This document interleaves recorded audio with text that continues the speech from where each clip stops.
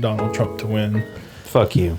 Fuck you. No, no. Don't get me wrong. Fuck you, Brad. I'm not voting for Donald Trump. I want Donald Trump to win the primary. Oh, okay. Just because you think it'll be that much worse? Yes, because I want... Because Donald Trump's That's playing with fire, though, Brad. Donald Trump's not going to become a president of anything. And Right? let's do the show. Well, he could be Unless it's president like of Hair Club. Bernie Men. versus Trump, and then like people are... Could he, though? Could he? I'm going on the 29th. I'm going to see a presidential debate between Bernie Sanders and Donald Trump.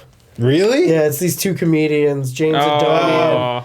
and this other guy, and they both do these like crazy impressions. They're like really, really, really spot on, and they're doing a touring like debate series. It's really funny. That ought to be good. Yeah. And go. All right. Hey, guys. Welcome to the podcast. This is episode 445. Woo! A 4-player podcast. Did not say that. My name is Nick Henderson. Hello. Brad is here. I just said hello. Nolan is also here. I'm here as well. And Christopher Guthridge. Hello. We have a lot to talk about. Everybody shut up for a second. Mm-hmm. We have a lot to talk about. Mm-hmm. A lot of video games. Mm-hmm. Yeah. It seems like a lot of movies you want to get off your chest. Maybe. But we also had Deadpool, right? Yeah.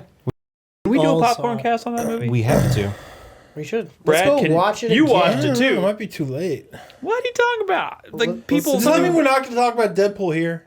I mean, It you- all- We can Already talk about it a little bit, broke but we can't records. spoil anything. The whole point of the popcorn cast is you spoil the shit out of it. yeah, Sure. Don't spoil anything. Did you like Deadpool, Brad? I did. Yeah, I think we all did. Moving on.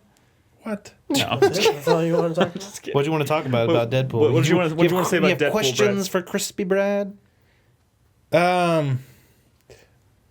Did you like it, Crispy?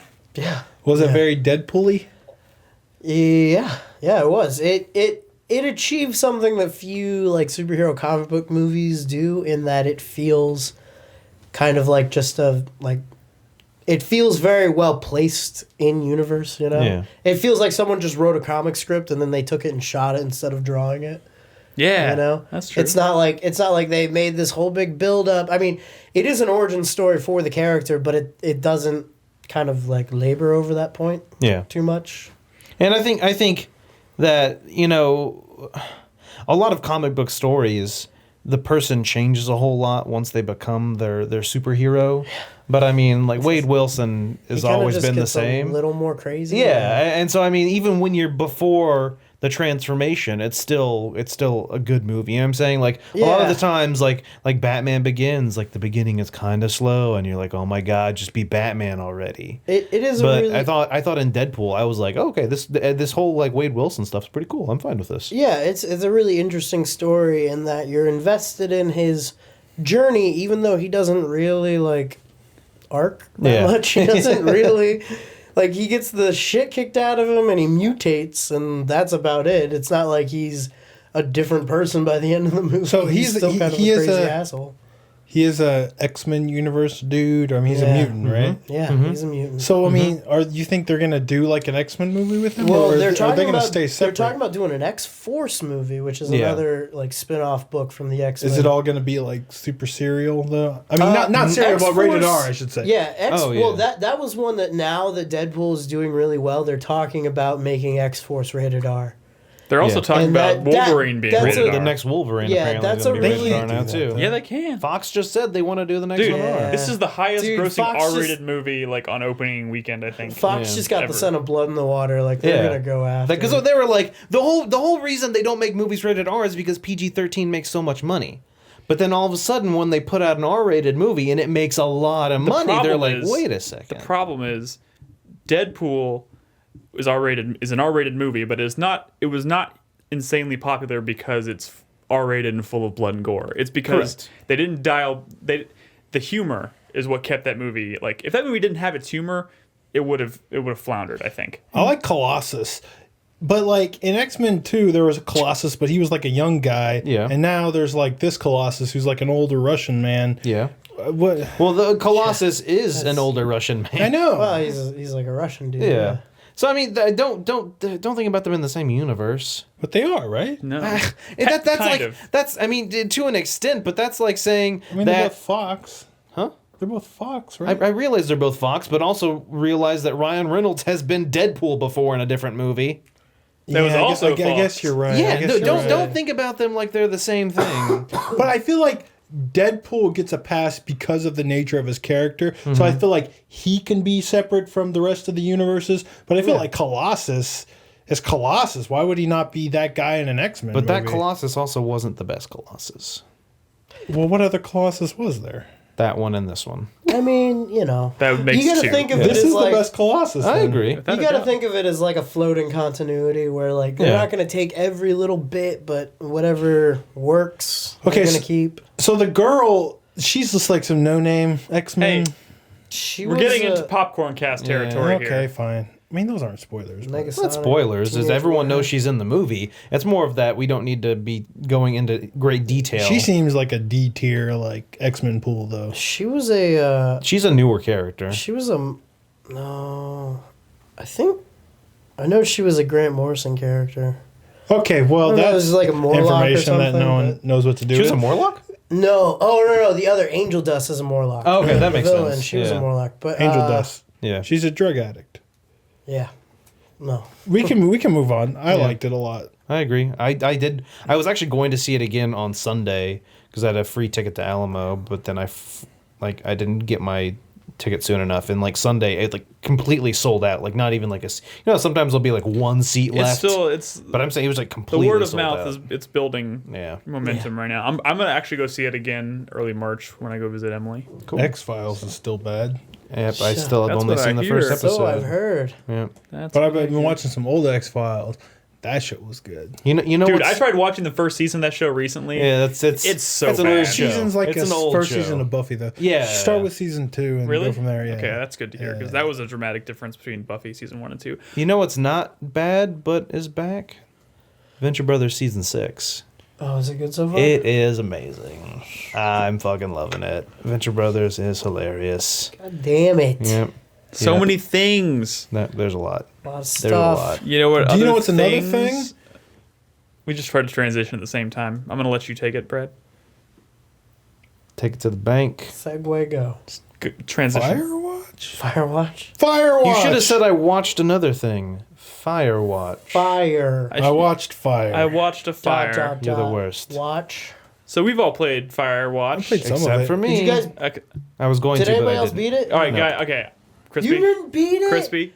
Let me explain. Nick, Let me explain. oh. I got all the way so up short. I got all the way up till I had It's about like 45 2 minutes hours. left. I was falling asleep that night because I was really tired from Deadpool the night before. Or it's boring. No. Okay. I was up until like 2 in the morning the night before. I had to get up at 6, whatever. Whatever. if- Point is, If this kind of stuff bores you, I got just say sleepy. it. I went to bed. The next day I played Dying Light for 6 hours. And then I was going to play it on Sunday to just wrap it up.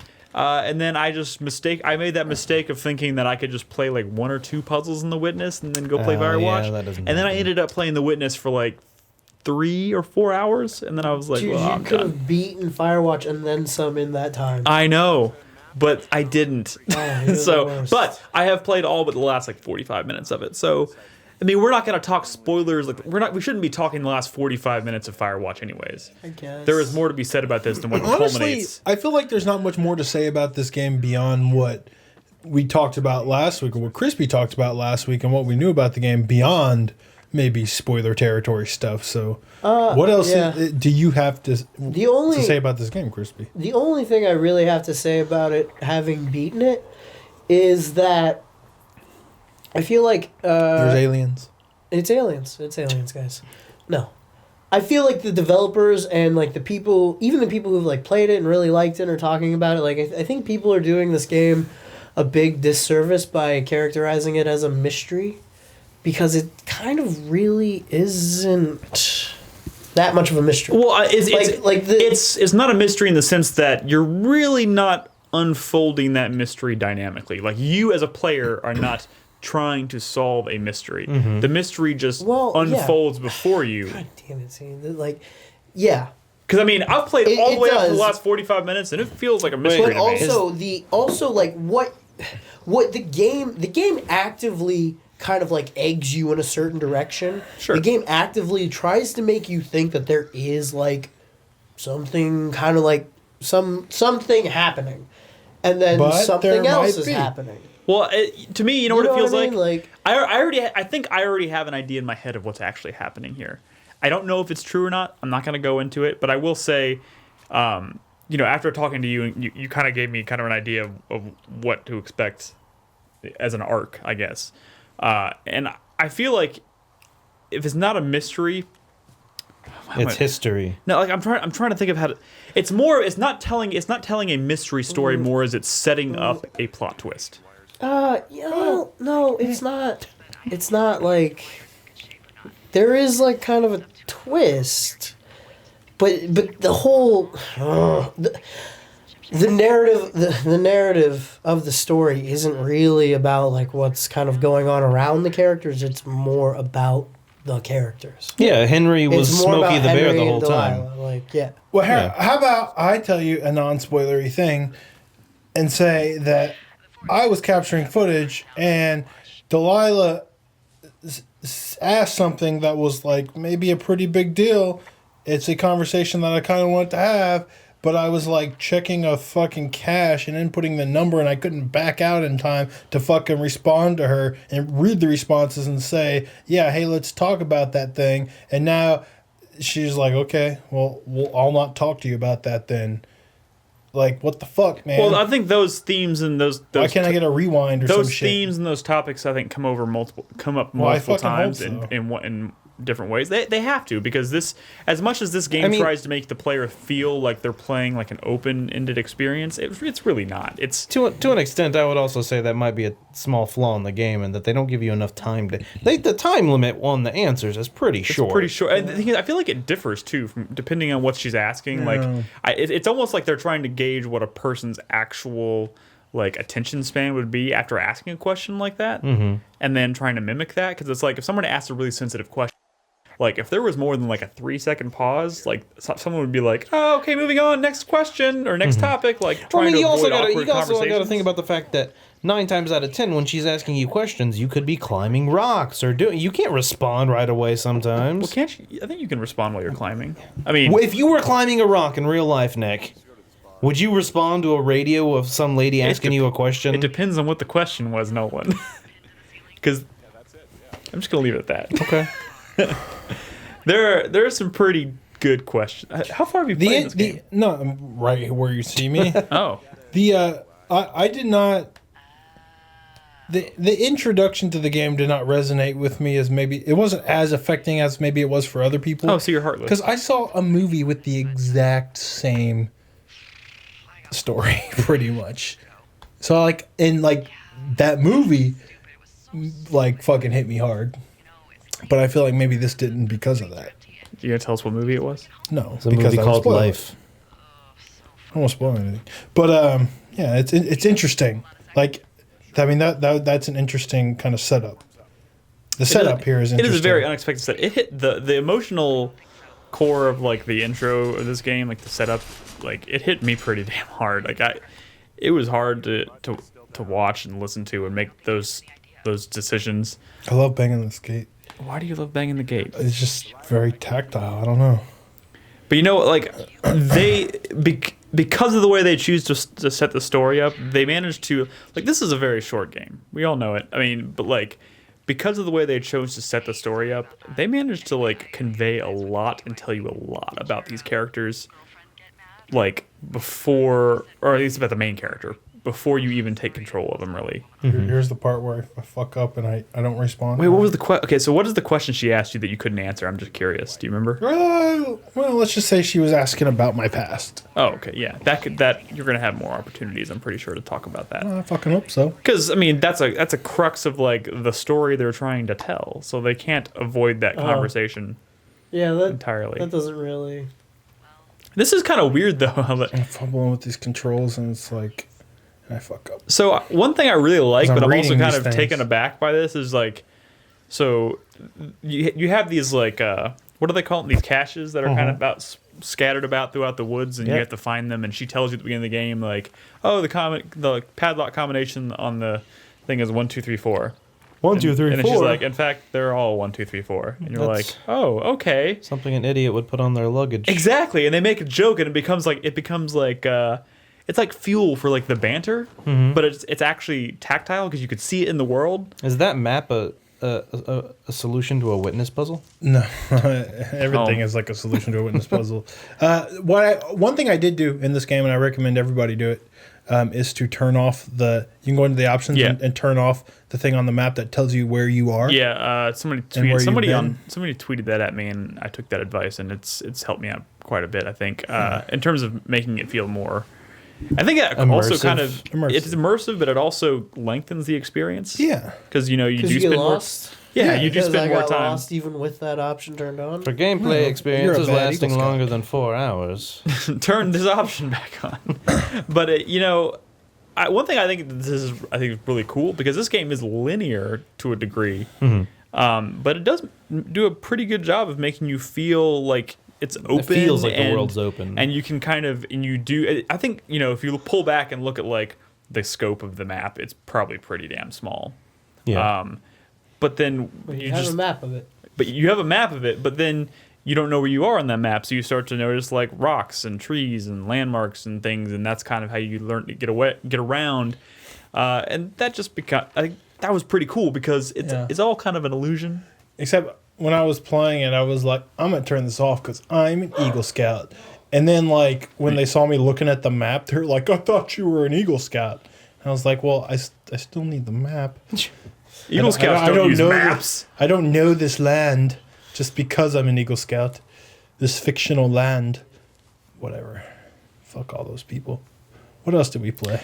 Well, here's just a quick question to wrap up on this. Sure. What I don't really know how to answer this question myself, but like, what was this? I think this is going to ultimately end up being a divisive game. Some people are going to love it. Some people are going to maybe hate it or not like it or not be as hot on it, whatever. But like, I feel like there's a divide between what people were expecting from this game, and I don't know. I don't even know what I was expecting. All I knew when I went to this game was, hey, that looks like it has a really cool art style. Yep. It reminds me of experiences like Gone Home, just in terms of the way it's presented. And outside of that, I really didn't have any expectations. So I'm wondering what were the expectations of a lot of people, because it's Firewatch. All you know is it takes place in a national park, and you're a fire and ranger. that's the extent of the knowledge I knew about this game. There's never any expectations for a game like this. People just want to be upset because they can call it a game in quotation marks. Yeah, I mean, I think Those there was a fucking lot quotation marks. there was a lot of secrecy about the game before it came out, as far as like what it was actually about. And that's the way it should have been. that kind of inflated people's expectations, and then the game itself kind of just like supports that, and it ends up being a much different kind of story, really. Kind of one that's less on like thrills and like flashy substance, and more just. I mean, Firewatch is just a character study, like is what it is, and it's a really good one. And it's Really? I thought it was a horror game about a bear. Thanks for spoiling. It's really well performed and really well written, and that's what I really liked about it. That's what I'm loving about it so far. Like, I really like these characters. I mean, there's like, the first 20 minutes and like the last 10 minutes, both just kind of like had me in tears. I don't know. It's Why did they have just specifically explain in detail what it was that made you cry? Just kidding. Don't do that. That would be spoiling it. Guys, But at least I know it's I'm gonna so be sad. glad that you found the turtle. I did. Oh, I thought that was a pine what cone did for you a name second. The turtle? Wait, you Shelley I haven't Duvall? named it yet. I didn't know I could name it. Yeah. Awesome. I named it Shelley Duvall. Oh, no, I did name it. I named it Turt Reynolds. Turt Reynolds. That's pretty good. All right.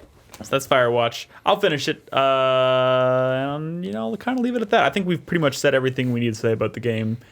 Outside of this, So the ending is not sad. Outside of this, you should probably just go experience the game for yourself if you're interested. What else would we like to talk about, Brad? Don't fucking ask me. I don't know. I played like nothing. I played Dying Light. I also played Dying Light. Well, I played Hitman, but I can't Wait, talk have you about played that. any Shut more the fuck Dying up, Light Brad. since last week? No, just not the at core all. game? Not at all. Are you planning on it? I mean, there's a lot of shit out. Give me a break. I solved some puzzles in The Witness. Quit busting my balls. What's the matter, you? I'm not going to play Dying Light. Not anytime soon. Well, I played it a lot. Specifically, we played the following. Correct. The Which is the- DLC. Also known as Dying Light 1.5. Because, Jesus Christ, it is a lot. What? Like, What are you doing, Brad? You're making me uncomfortable. let him do his thing. Just I was ignore about him. to He's just rutting pull around down the my room. pants and ejaculate in your face. You were You can do good it that to be quick? uncomfortable. Well, he'd have to make some nice faces. That was a good. Some really nice faces. Oh, but then it'd get in your beard now. Oh, That would- God. God, what are we talking about? Dying Light, just- the following. Oh, realized a God. downside to the certain community of men. Okay. Bears. Yes. Wait, we're done with Firewatch. Yes, Okay. we're talking about Dying Light. So yeah, it's Dying Light. So to an extent, yes, more of the same. Killing zombies. Lots of zombies. But Why do you call them zombies now? But when you're playing the game, you call them nothing but zombies. Zambies. Get the Zambies. Call 'em I don't know. I walkers. call them Zambies. You call them zombies. I do when I'm playing. When you're in the heat of the moment and the Zambies are chasing you. So killing zombies, it's cool. You can chop off their legs, you can chop off their head, you can get big hammers and stuff, and there is some free running, but the following takes place in a much more open area. It takes place in than- an area very similar to Firewatch. Yeah, similar to Firewatch, but also think State of Decay. Lots of open fields, small little like towns and villages here and there spread out. So you're not doing as much free running as you were in the base game. Yeah. But They've replaced that with a. and the reason this new mechanic is because it is so big. They have buggies, and oh my god, the buggies Everybody are gets their own fan-fucking-tastic. buggy? Everyone has their own. You can customize it. You can. There's different paint jobs you can find in the world. What's up, Brad? Can you bring in your own buggy No. when you do co-op? Oh yeah, no. Everyone has their own. Yeah, you get, yeah. You get your own. So whatever buggy. buggy you have in your single player game, when you play co-op, that's Nice. the one you have in And- co-op. and Is not- there not- races? Yeah, there's races. Dude, yeah. it's the buggy is the core of what makes the following. It's I think it's one major element of what separates the following from. I need to turn down the resolution of my recordings because I Yeah. think they're too much for this. I always forget because I have it on pretty. Is is that a- why it's there's a skipping? lot It's going a on. 20-minute video and it's like 9 gigs Oh Jesus Christ! No. because it's pretty. But anyway, so yeah, look here. These are the different paint jobs you can get out on your buggy, and these are just the ones I found so far. So like. You can have bobbleheads, and you can have like little charms that hang down So from your buggy. Brad, I don't know how far you got into Dying Light. Very, very So not far. did you even get to a point where you could start experimenting with like skill trees and shit? Well, experiment. He got like 1 or 2 skills. Yeah. Not doing much experimenting. Well, I mean, it depends on how much Dying Light you're planning on playing. If you end up playing it like 40, 50 hours, you're going to ultimately end up unlocking everything in that skill tree. But, if you're just kind of playing through the story and making decisions as you go and level up, you're gonna obviously have to make decisions between one skill or another or whatever. And there's multiple different skills. There's the agility tree, there's the power tree, there's the survival tree. And the good thing about all of those is they're all independent. It's not like you have to choose. Kind of like we played some Helldivers before the show tonight, and yeah, you just have a general kind of like skills that you put into any of the levels. Whereas in Dying Light, you depending on what skills you use, that's what. So when you do free running, that's when your agility. If you do a lot of attacking, you'll gain points in power. If you do like finish missions and stuff. What's up? Did you see this train car over here? Mm-hmm. The one that's shaking like there's something inside of it? No, I didn't see that one. I found it yesterday and I don't know what to do with it. I'm sorry, I didn't mean to. But like literally, it's like the train car you're standing on or that one or something. It's like chained on the outside, and like when you get close to it, it like rocks back and forth and you hear something inside making a lot of noise. Interesting. I was too distracted by all these zombies chasing me.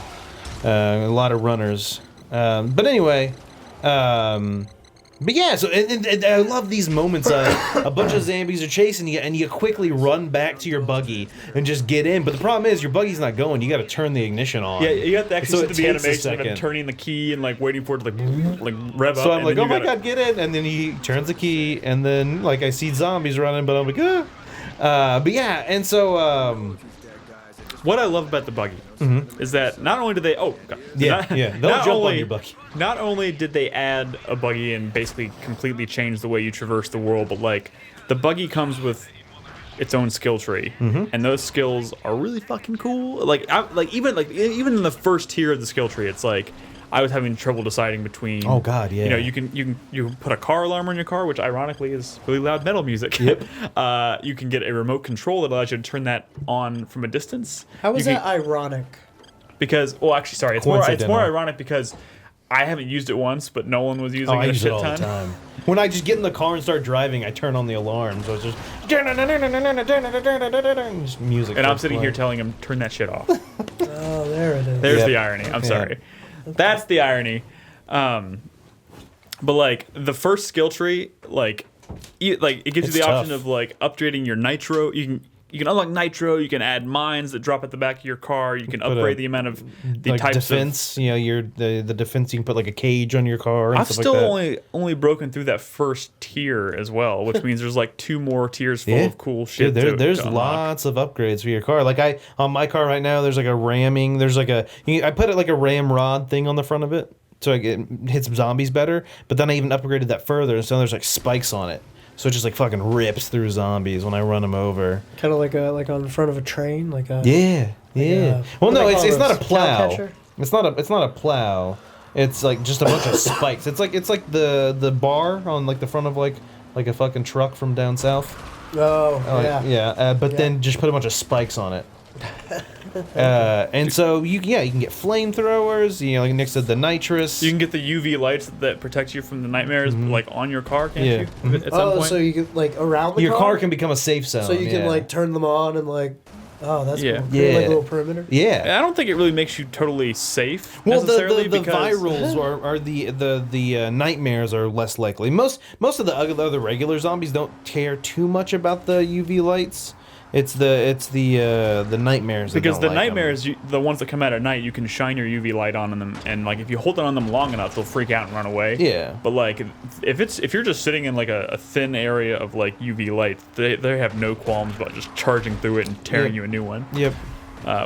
Which is cool because even though they're running through the UV light, you can see them like sizzling, like they're burning, but they're just Yeah. like fuck it, and they just run. And through look, it I they gotta try and kill refuel you. my car because it's low on fuel. That is true. You Yeah. can siphon fuel out of other cars. That's which is one nice. of the things. So that is one thing they changed. That kind of changes the way you play in this game. Is in the previous Dying Light, when I would see a car, I'd be like, maybe there's something cool in there. But now in this, every single time I see a car, I'm like, I gotta check 3 things. I gotta check the trunk, I gotta check the gas tank, and I gotta check the under the hood. Because under the hood, you can get stuff like screws and like rubber parts and like steel and stuff because you need to. Your car will take damage. Every part of your car. So you have your like Suspension, your suspension, you have your wheels, you have your brakes, you have your engine. All that stuff will take damage when you do certain things, and you have to repair it.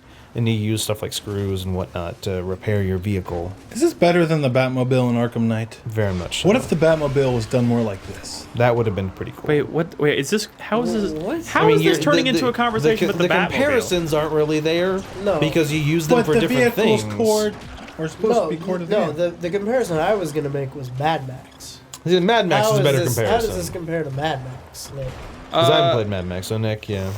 It's very similar to Mad Max in terms of, I mean, they've basically taken the abilities in Mad Max and they've taken the upgrades and tied them into a skill tree essentially. So, but other than that, like the car controls very similarly. You're actually upgrading your suspension, your wheels, your nitrous, makes it. And as the game progresses, like in Mad Max, the car gets easier and easier to Like handle.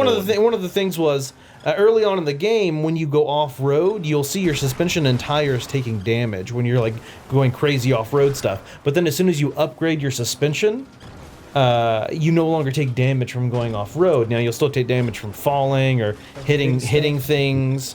Yeah, will so still cause that is damage, a big but- difference though, because Mad Max, once you upgrade something, you have it, it's done. Yeah, the upgrades in this car can go away. Yeah, the upgrades in this car, you'll have basically items that you can attach. So you'll get like a suspension level 2, which gives you a certain suspension level that when you add it onto your car, you'll see like it's like an RPG. You add it on like equipment, and you see like a plus 50 suspension or whatever, and that'll wear down over time. And you can repair it a certain number of times, but after it'll get to like from 100% down to like 2%, and then you have to like basically discard it and put new suspension on. Yeah. So that's where the difference comes into play. As far as like handling goes and like the way the car, like the progression of the car feels, I think it's very similar to Mad Max, but the the way that you have to maintain the car is totally different. Yeah. So they basically made it so that, like, you went from Dying Light. At this point, you're carrying over your character from the Dying Light proper. So if you already maxed out your character, they didn't really add new skill trees or anything for your character. They basically just said, we're going to let you carry over all that shit from the original game, and on top of that, we give you this buggy, and that's where your main level of, like, progression is going to come from. Well, so they also added a new skill tree as well, and that's it. Once you hit the highest tier in any of your things, in your power, your agility, or your what's the third one? Survivor. Once you hit one of the highest levels in that, they unlock a legendary skill tree, which is a lot crazier stuff. And so the thing is, legendary, each like skill has a lot of experience to level up. And there's like fucking like, I want to say like 10 or 12 different things you can put points into in that, and each one of those has like 25 levels. It's like fucking ridiculous. I think I remember them saying 250 levels of legendary, which is yeah, it's ridiculous. But some of the things are really good. Like one of like guns are kind of next to useless in this game. But one of the things they added was, like, the level 1 of your gun thing in Legendary, your guns do 50% more damage. Let's be careful with using the word useless, because I've also played Dead Island, where in that game, they're useless. Well, I mean, to an extent, I mean, like, one of the reasons you don't use guns in this game is because they make noise, which draws in more zombies, and sometimes that can be very bad, depending on the situation you're in. Yeah. If you're in, like, a building or something, it's not too big of a deal. But if you're out in the open and you start using guns, zombies are going to start showing up. Yeah. And so it's one of those situations where, like earlier, you saw like one of those like boomer guys explode near my car. And anytime one of those guys explodes, if I don't need to be in that area, I get in my car and I leave. Yeah. Because runners will start coming once the boomers go off. Dude, cool. I'm still playing this game at night, especially co-op. I think co-op is really great at night too, but like playing this game at night is still some of the most it's still fucking scary tense fucking moments. It's like being chased and you're running and you're trying to get away, and it's like, different because in Dying Light proper it was like running through a city, turning corners, down alleys, trying to scale up walls. This is like you're out in the middle of a field. Like me and Nick finished a mission, and I get stuck on this pipe for like 30 seconds here. Don't mind this. Me and Nick finished this mission, and we're driving back. And I go up a hill in my car, and then I realize that the other end of that hill is nothing, and there's a lake. And Nick was right behind me, so we drive both of our cars into the fucking water, and they sink. Now, thankfully, you don't have to like pay for it. You can just recall your car from a base. But we were nowhere near a base, and it was about 2 minutes to nighttime, and so we had to run fucking back to our base at nighttime. And it gets really fucking dark in this game. You know that moment in The Lost World where you're like, don't go in the tall grass? Yeah. Don't go in the tall grass. There's tall grass in this game, and there are zombies in the tall grass. There's also nightmares in the tall grass. Yeah, and it gets fucking intense. All right, so the biggest surprise for this game for me, though, so far, and one of the reasons why I'm really, really excited to explore more of this world, which is huge, by the way. It's fucking massive. And it's probably some of the most fun I've had exploring, like, an open environment in a while.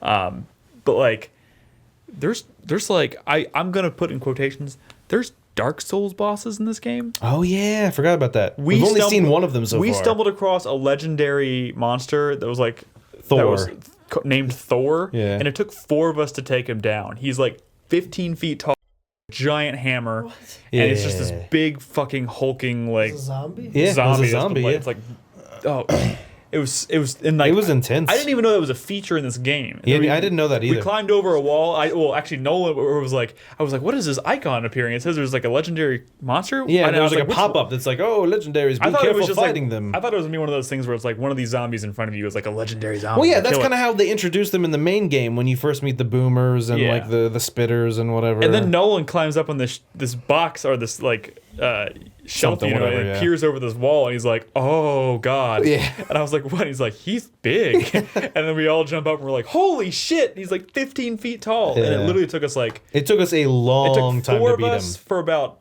10 to 15 minutes to take him down. Yeah. Of just like literally and he's on like a bridge that's like half on fire. Yeah. And it's like full of like oil and gas. It's full of oil stuff. slicks, and every time he slams his hammer on the ground, it creates sparks which ignite all the oil. And so now there's like flaming traps everywhere. And so it was like we were like surrounding him, and like he'd get ready to swing his hammer, and then someone would run up and like drop kick him to like distract stun him for a and second. then it would stun him for a second, and then two of us would run up with the weapons and like slash on him, and then just like dodge backwards.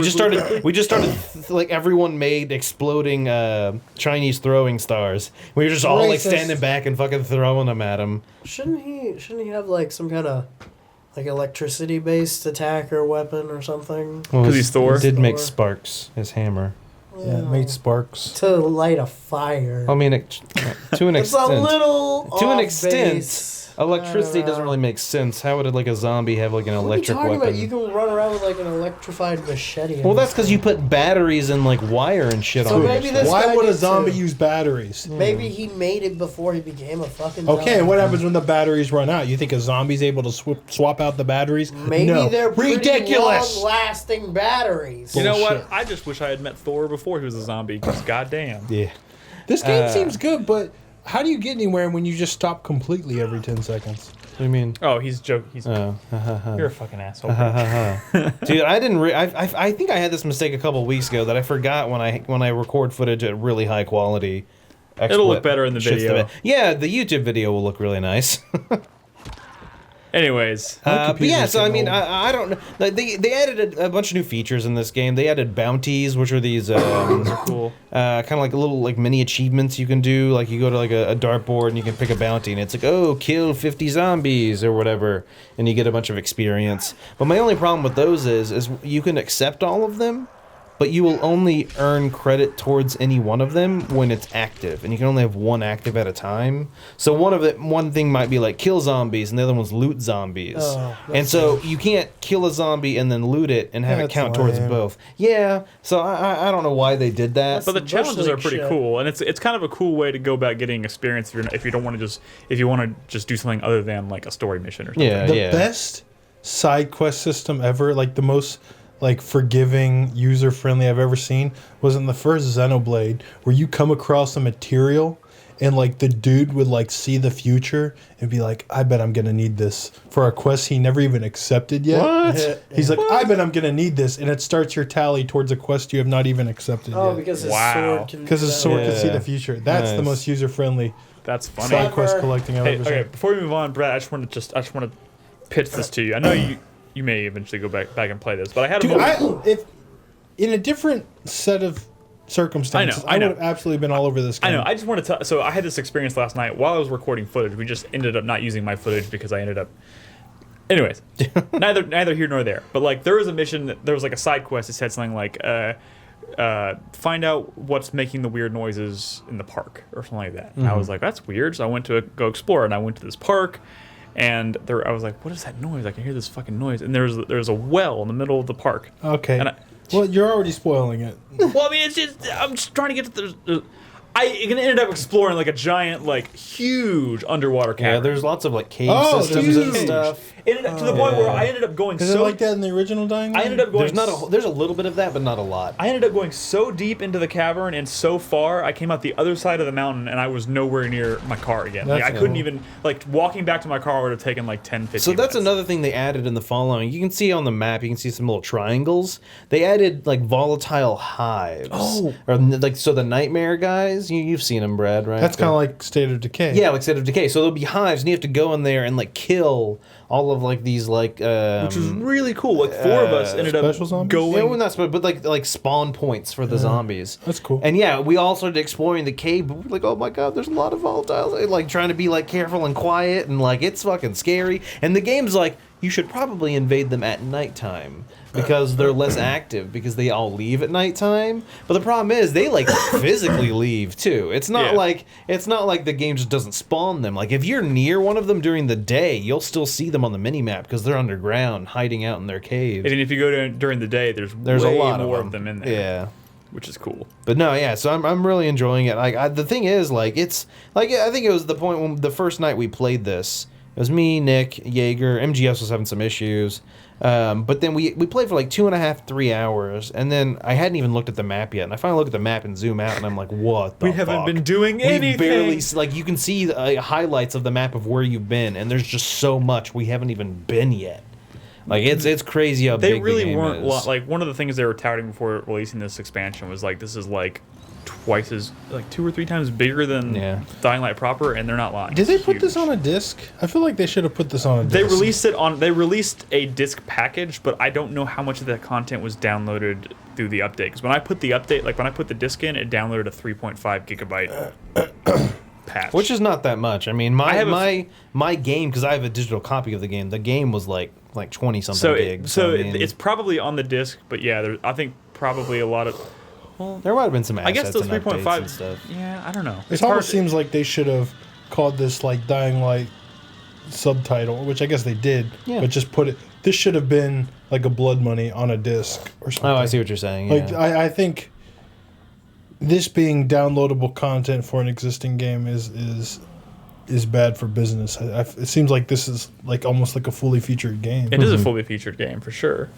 And that's something that they'd even mentioned in their development cycle. They were like, look, we could sell this as its own game, and which is why they ended up raising the price on it, because they had put so much into it that they were like, this is no longer feasible for us to charge what we were charging for it. I think it's good though. I'm glad because like there's enough content here and it looks good enough and it plays well enough that they could have, if they were really lazy, they could have absolutely said, this is Dying Light 2. Yeah. But they didn't.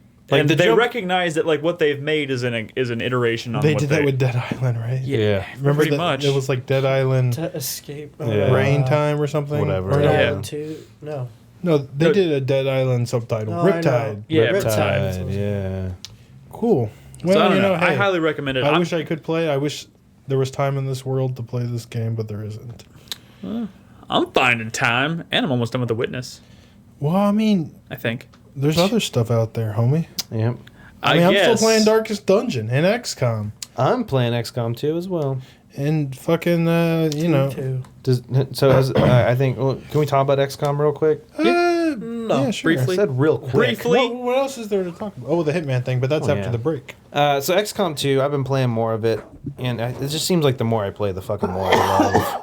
And the more I love, the harder some decisions become. So Brad, you are an elite ranger in my game now. Yeah. You're not a corporal yet. You're getting there though. But I'm pretty BA. Yeah.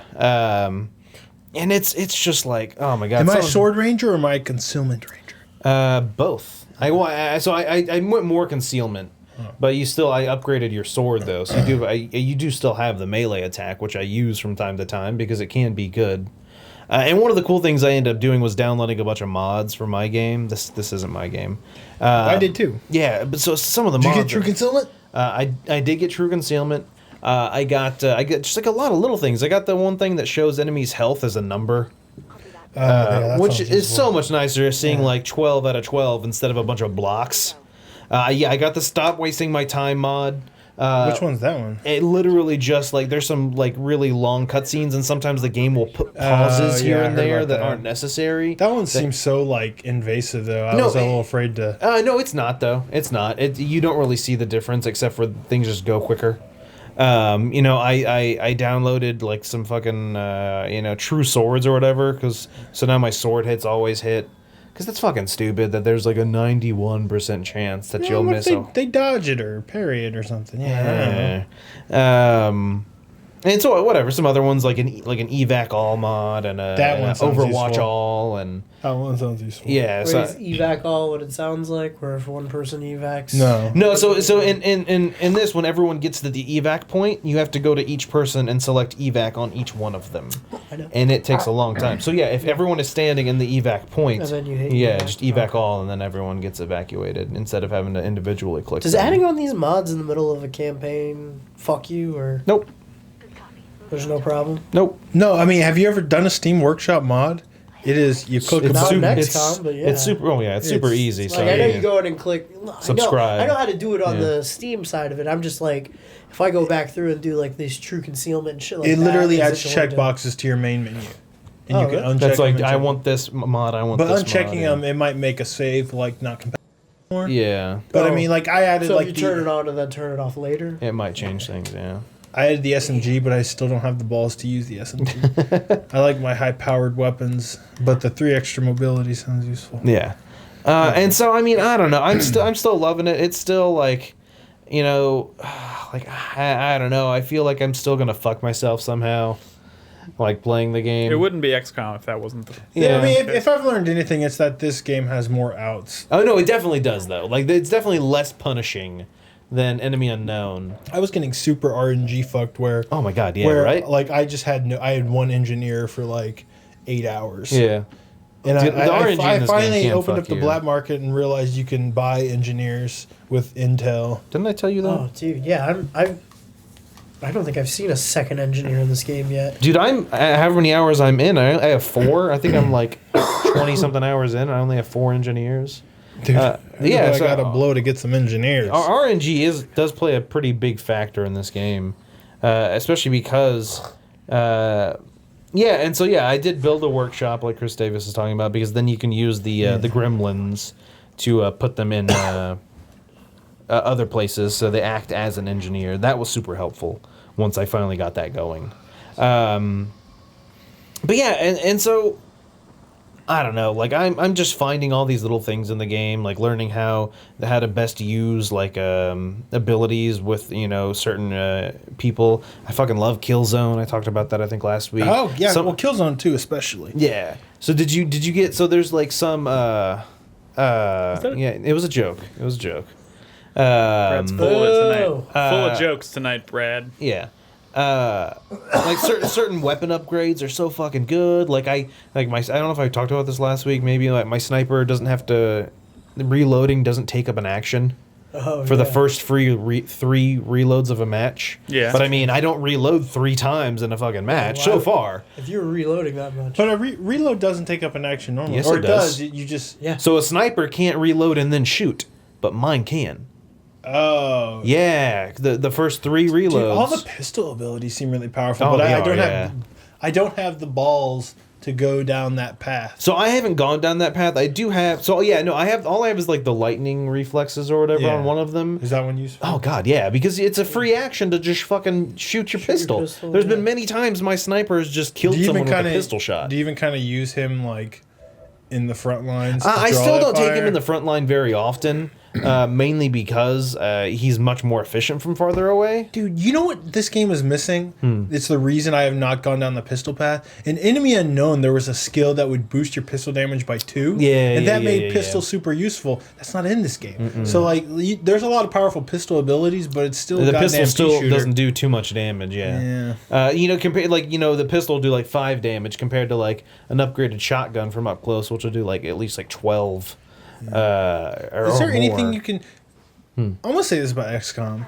Like, I don't know if I talked about this last week, but after playing Invisible Ink, like, that game spoiled the shit out of me. Yeah. Where that game, I know y'all never really played Invisible Ink, but it was very much like Mark of the Ninja in philosophy, where you had like all of the information. It was so smart, and you knew exactly. You knew what was going going to happen when you did something. Exactly every time you did. It was like fucking like.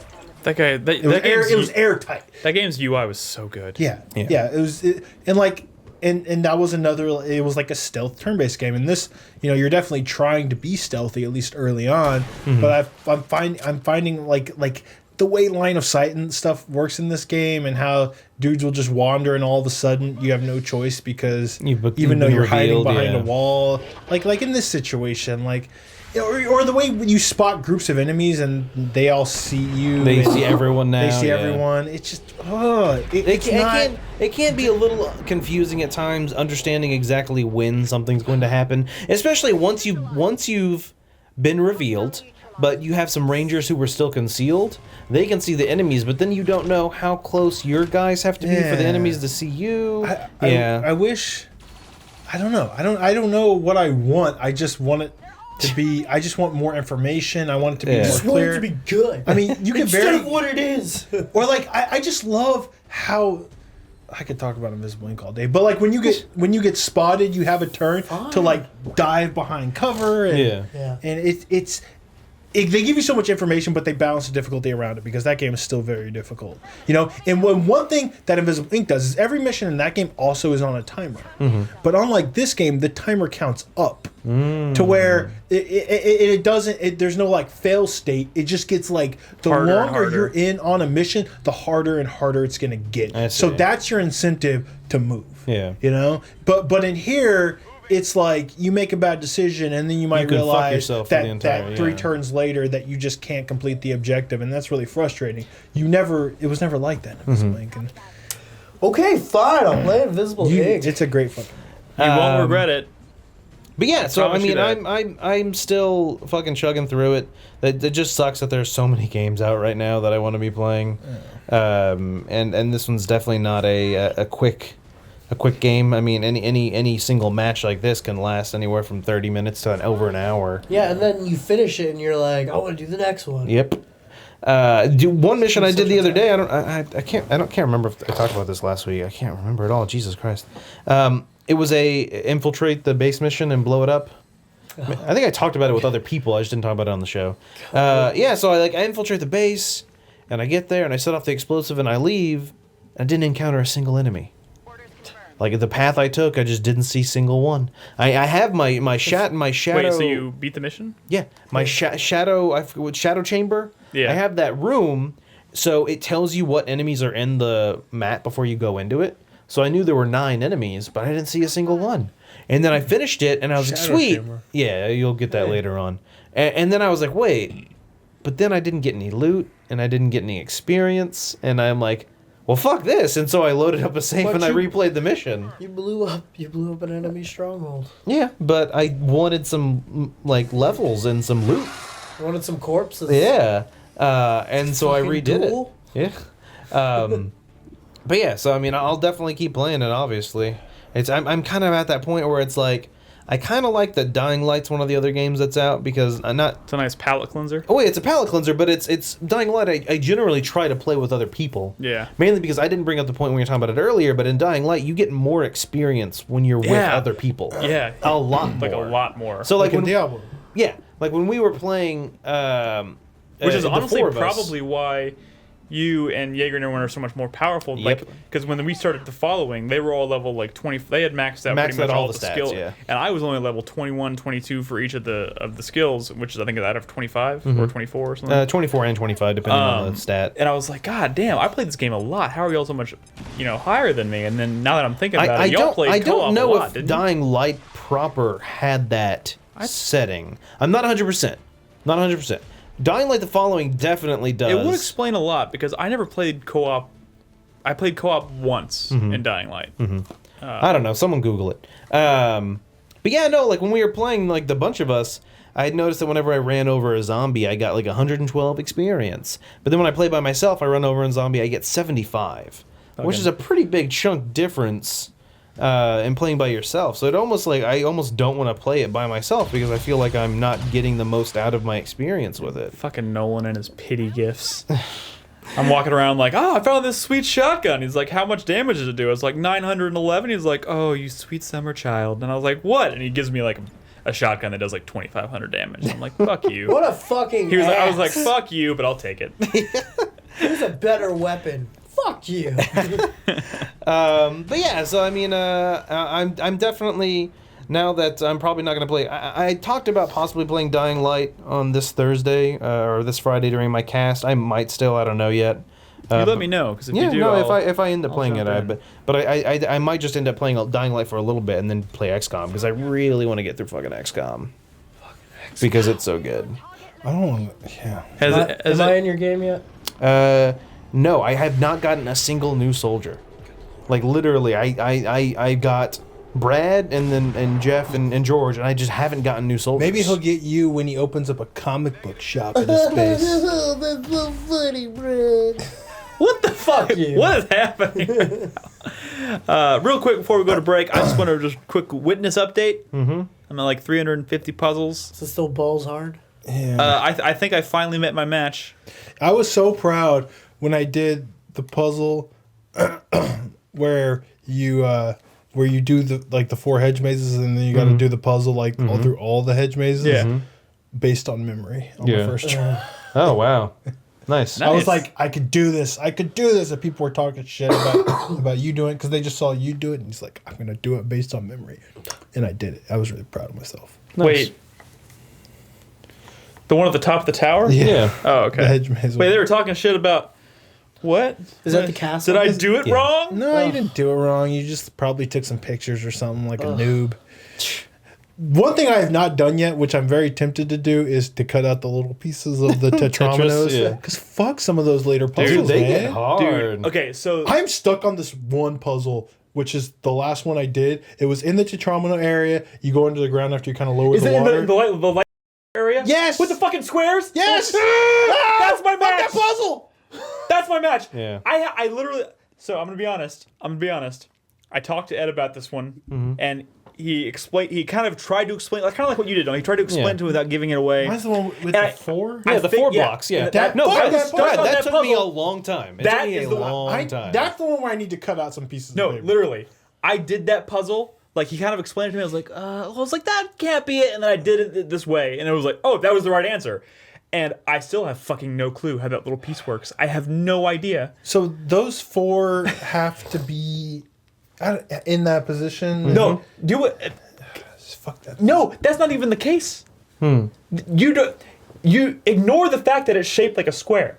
Really? All those do is cancel out yellow squares. Just think of that. Wait, but don't they have to be like... don't have to They be have to stacked. cancel out in like a square? No. No? No.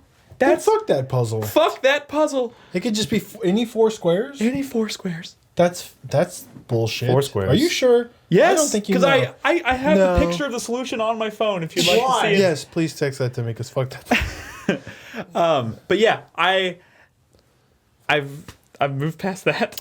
The one after that is also a bitch. I'm sure. I did that one It's easier though. It's easier than that one. slightly. Because it's one of those situations where it's not that it's difficult. It's difficult because you're still learning the rules, and you maybe think the rule is one way, but then you find out that maybe the rule. So he's wasn't right. the- They don't have to be like a I square? think I think so. I can't. When you look at the remember. It's been a solution, you're while. gonna look at it and be Deceptive. like, It's deceptive. you look at this. I look at the solution and I'm sitting here like, that doesn't make any sense at all. But okay.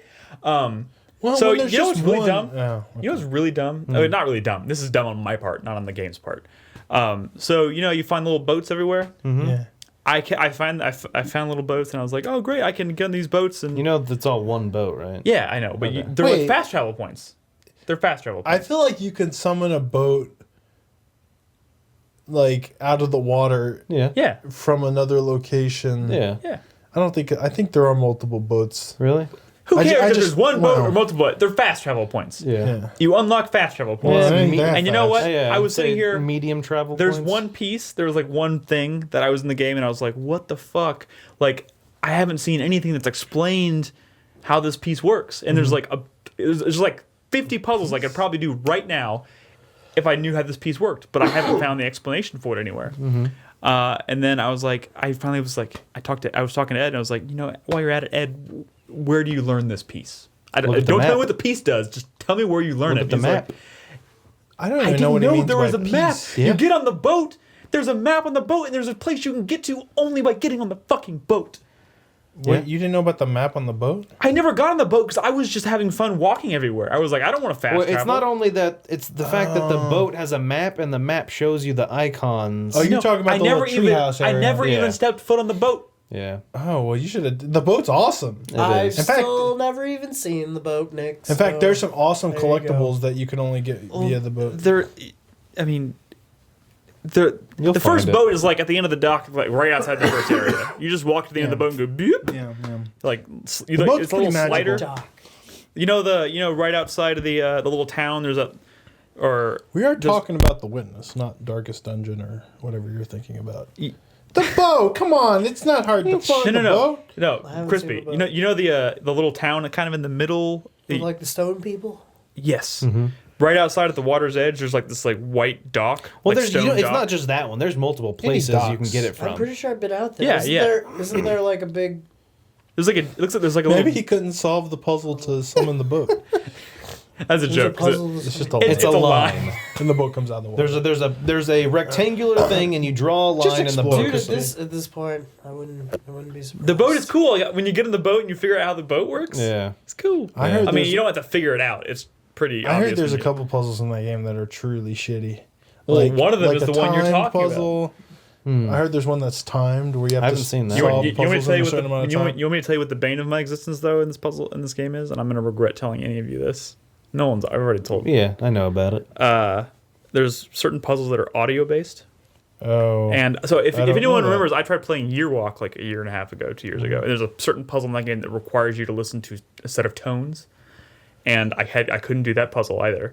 I'm And I bad at that stuff, too. I'm having the same problem Oh, in the Witness. And jeez. there's like a whole set of like 20 puzzles that requires you to listen to these tones, and I can tell that they're different, but I can't tell how they're different.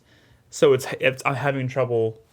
I'm just like they're super easy puzzles if you're just really good at picking out the sounds. I'm good at picking out the sounds, but they definitely ain't super easy puzzles. Okay, well, Right. the first No, few we're are pretty good. simple. The first couple, yes. The first couple I blew through, Oh man, but then the rest, not so Nick- much. Nick's just tone dumb. I am a little bit tone deaf, and I know I'm gonna regret saying he that. said But tone dumb. Tone Loke? whatever, tone dumb, tone deaf, whatever. Is All Tone the same Loke still thing. around? Yeah, probably. Anyway, that's enough I witness wonder talk. if he's in the Ace Ventura Jr. You saw the trailer for that? No, what? Oh my What? god! That's a real thing. Are you Like a kidding me? movie? It's a little kid, Ace Ventura. What the fuck? I bet that's terrible. Does he talk out his diaper? He's a But- yeah. I mean, you gotta watch it. Okay. I hear they do a recreation of the rhino scene, but it's an actual. I mean, never mind. Yeah, that's just his birth. Do we have any more games to talk about before Hitman? No, we're gonna take a break. When we come back, Brad's gonna share his experience with the Hitman beta, which I'm really curious about because, it's Brad and it's Hitman and he's kind of you know what I mean. So we're gonna take a quick break. Don't go anywhere. When we come back, we'll talk Hitman. We'll do questions from Patreon and wrap up the show. Oh, and news. Don't forget about news. News has happened. We'll talk about some news. Oh, there's news. We're going to take a break, walk around, stretch our legs, piss, whatever. And we'll be back.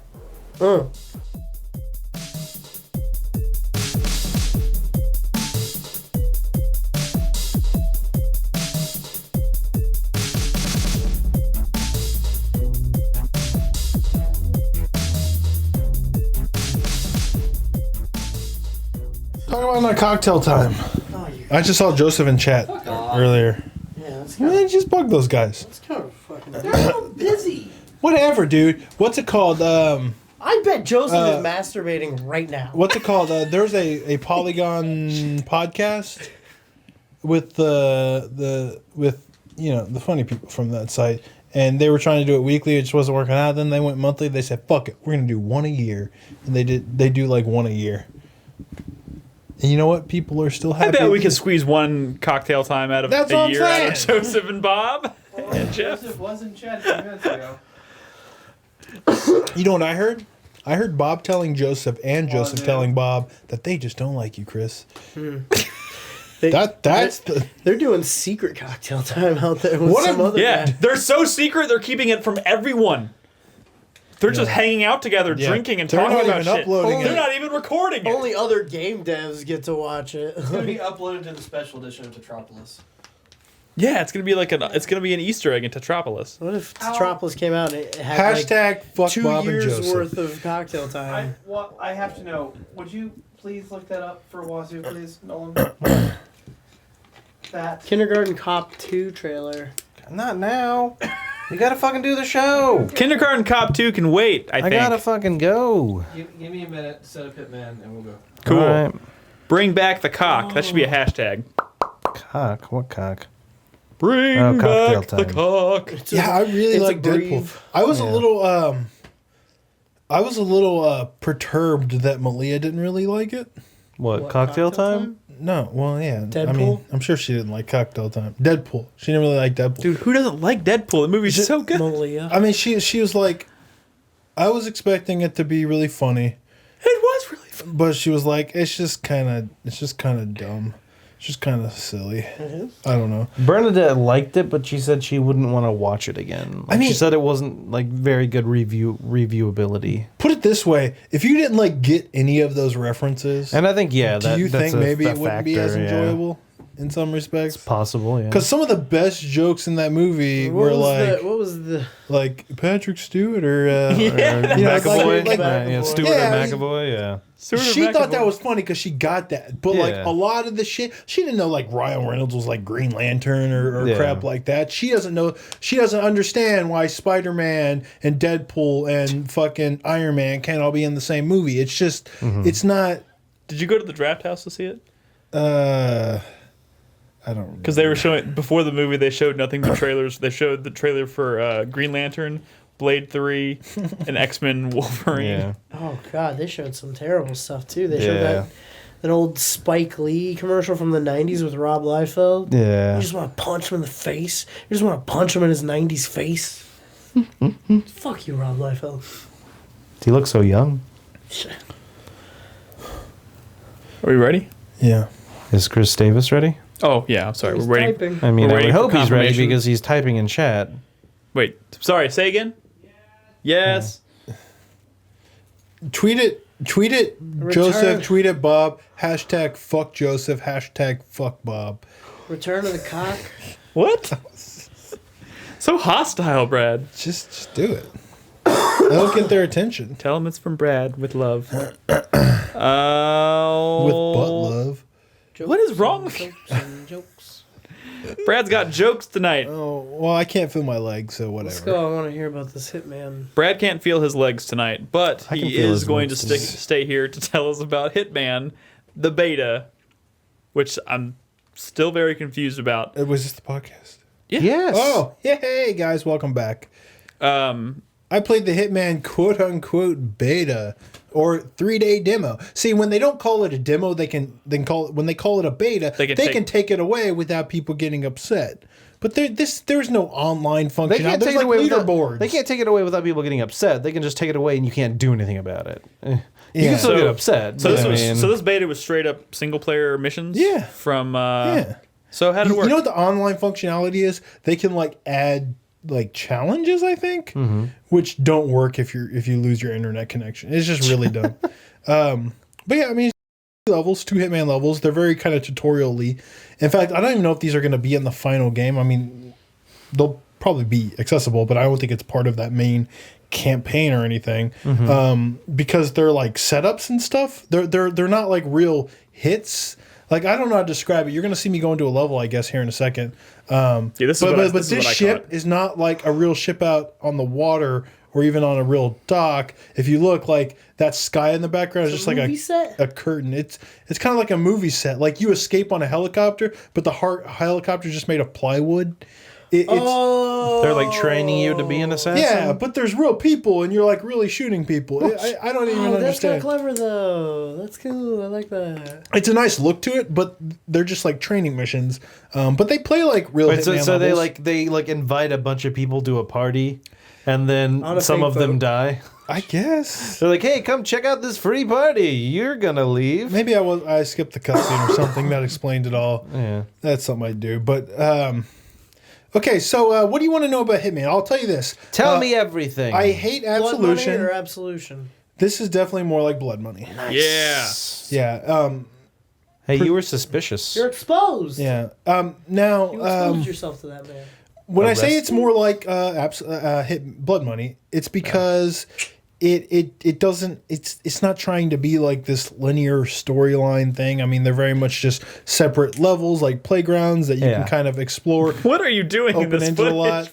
I don't know. I mean, It's Hitman. You goof around. You can fucking do yeah. whatever you want. This is literally the start of me fucking around in the game. And this is the part of the footage I'm in. I mean, if he wants to maybe see some real Hitman, he could skip ahead or something. But yeah, I'm fucking around because it's Hitman. Nolan's right. And that's what you do. You kind of want to test the bounds. Exactly. like, see what you the can and AI can't do. does. See what you can get away with. Like, You yeah. can't punch the security guard apparently. Watching the AI react is like one of the funniest things in a Hitman game. But I think I do this for like 5 minutes. Well, then talk about the game for 5 minutes while you do it. So It's a lot like Blood Money, but there's a couple of concerns I have. Now, again, these couple missions, they were pretty short. They were kind of tutorial-y. But a couple concerns. One is one thing I really don't want to go away, and I didn't really notice here, so I'd be a little concerned, is that Blood Money especially, I captured the dark humor of this universe, where you'd have these like crazy setups, like, oh, you gotta kill the fucking groom at a hillbilly wedding, and like one of the setups you do is like literally when everybody turns around to like watch the fireworks, you can like take out the groom like on the altar and stuff. Like there's some silly shit, or like or like the like all the missions from Blood Money just had weird scenarios, like the opera house where you could like take part in the opera and use like a non-prop gun to kill your hit and then walk off stage. You could just go in the backstage and replace the prop gun with a real gun in between in between. It was silly and it was sick, and there was a lot of really cool dark humor, and And are you worried that's going to not be present in this game? I'm a little worried because I mean these first two missions were pretty like straight.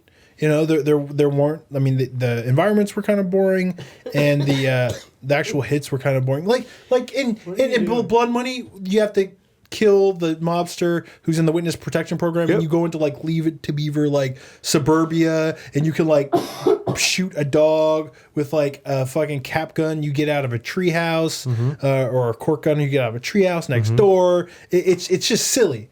Yeah, I told you this is what could happen. You can put sleepy gas in a sausage and then feed it to the dog. That was actually really funny. You were just going in circles like that, and then all of a sudden just broke it's like a really big wind up. And then you just went into like a badass takedown. So here's my concern. Oh my god, that guy's neck. I just took out 3 armed guards with quick time. Here, let me finish off this one. Actually, I'm kind of learning out how to like knock them out like for good, because they're like getting up real fast.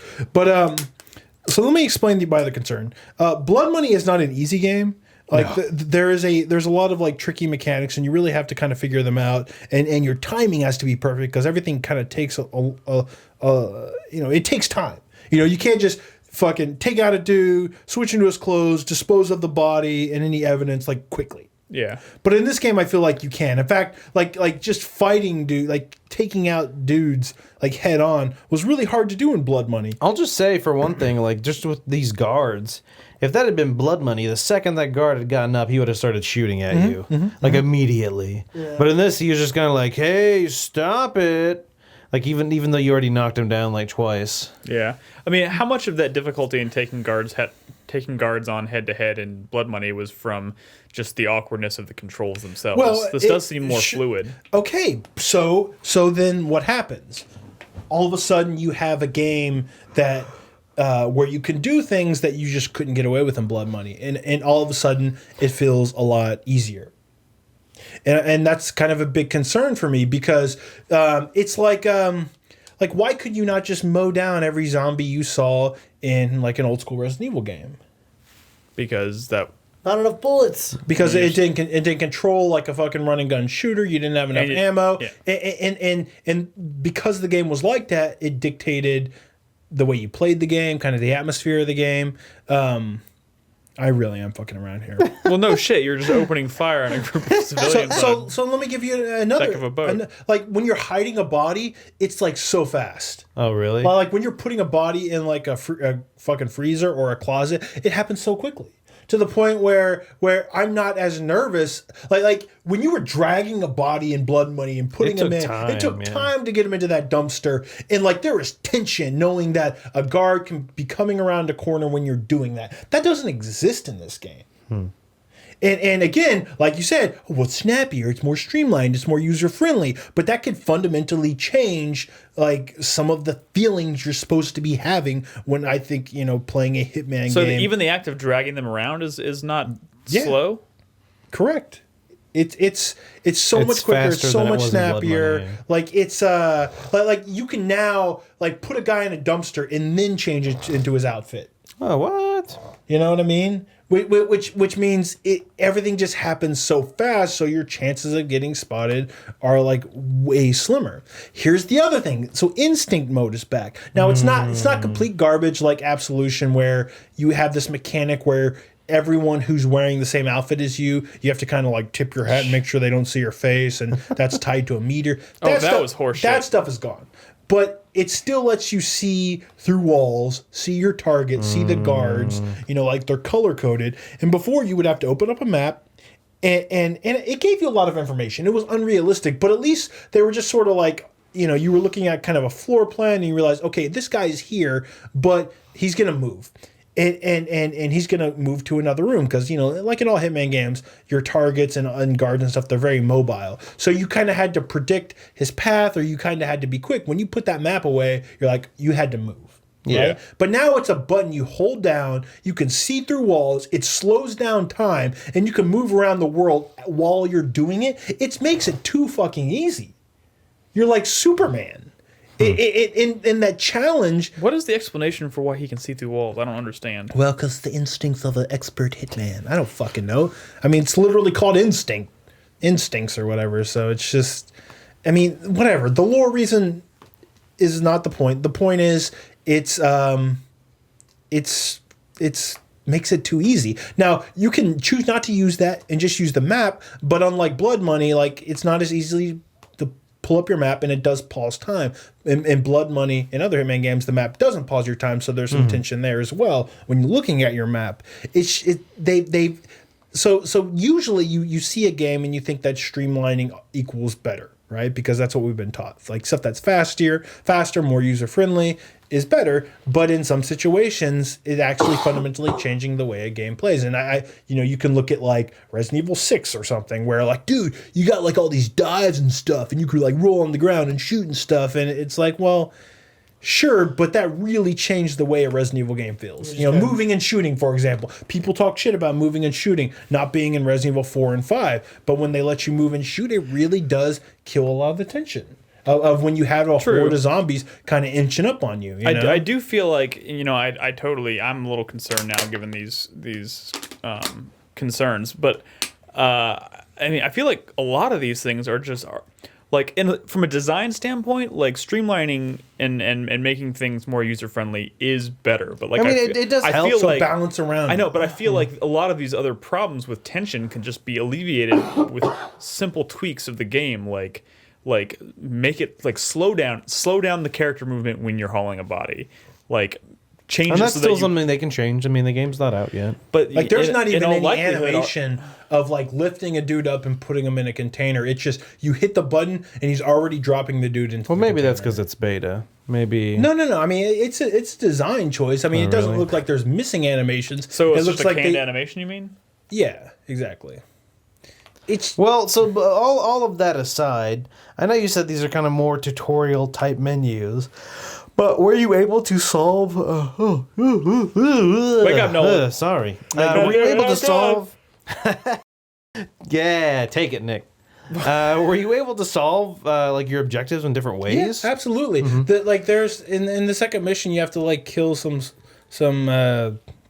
dude in charge, and it's like a compound. There's soldiers walking around and everything, and like I forget who the target was, but you can like kill him using like a chess match somehow. What? I don't know how it is. Like maybe poison the chess pieces. Like the way I killed him. Sucking on the chess was that like? Or you just slam his head into the table and the queen Yeah. drives into his brain. Here's one thing I'm a little worried about is that the alternate ways of killing enemies almost seem like they're side mission-y.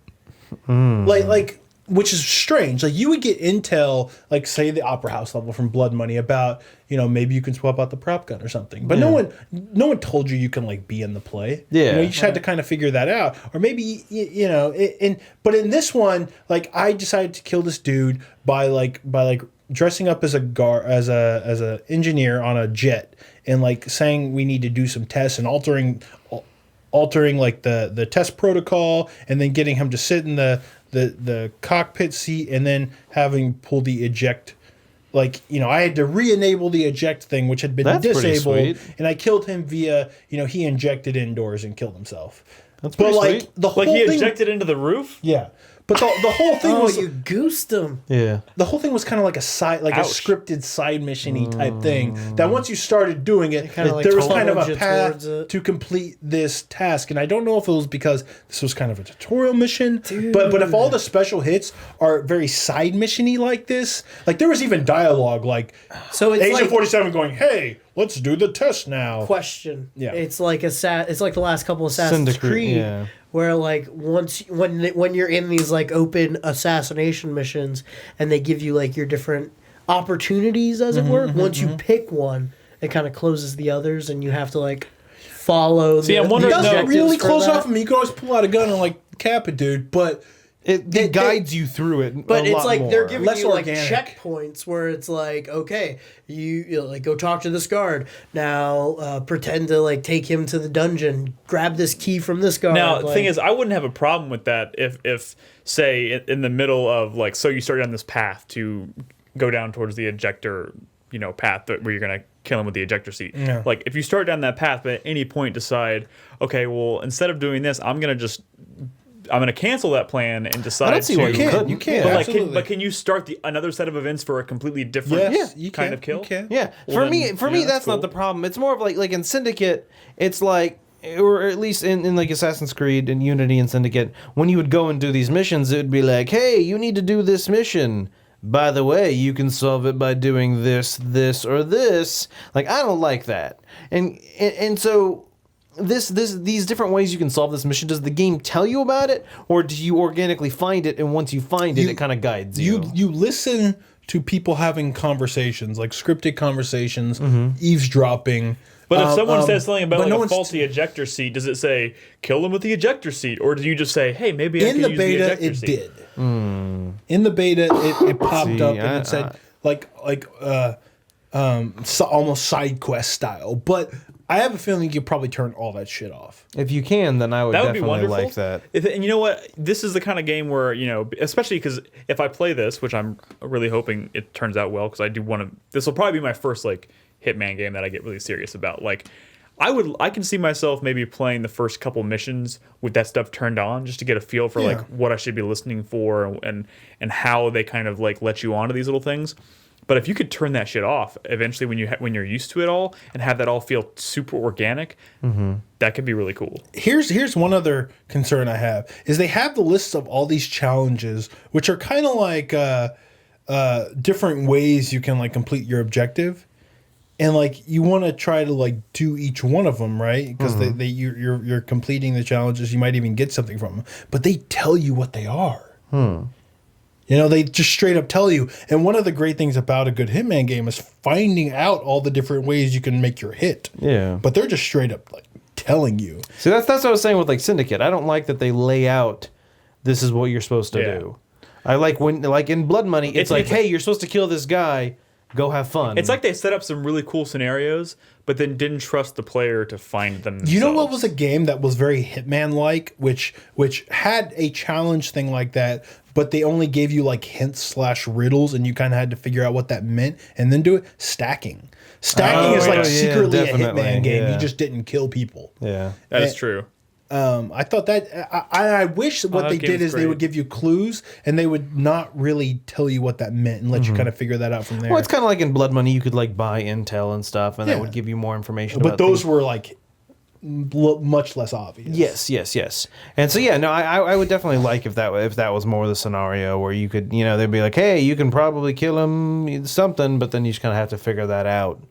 Yeah, it's gonna be really interesting to see how it unfolds. I like the stuff they've shown so far of like the actual hit like missions seem pretty cool. Like I'm really excited. Like the one they've been kind of showing a lot is the the fashion show, and I've seen like they've shown videos of like taking out targets in different ways, and even there's I think a screenshot of him of Agent 47 out there like on the runway with like a cool suit on with like face paint on, like he's part of the fashion show, which is pretty cool. Yeah.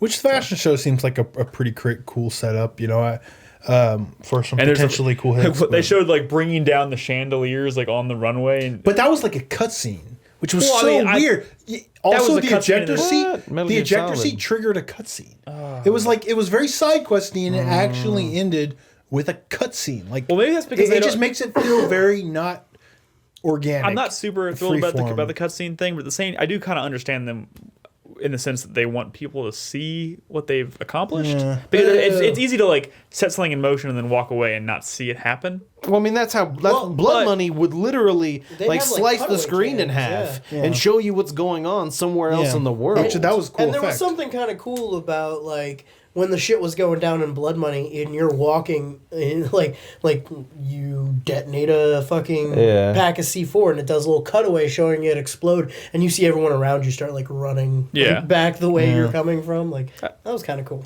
Yeah, you know, I mean, I'm the more we talk about it, the more I'm watching. Like, I'm excited for this game. But I am I'm concerned. excited, yeah. I share all the concerns you have, and I really hope that, you know, maybe a lot of this is just indicative of like a tutorial type mission. I hope so.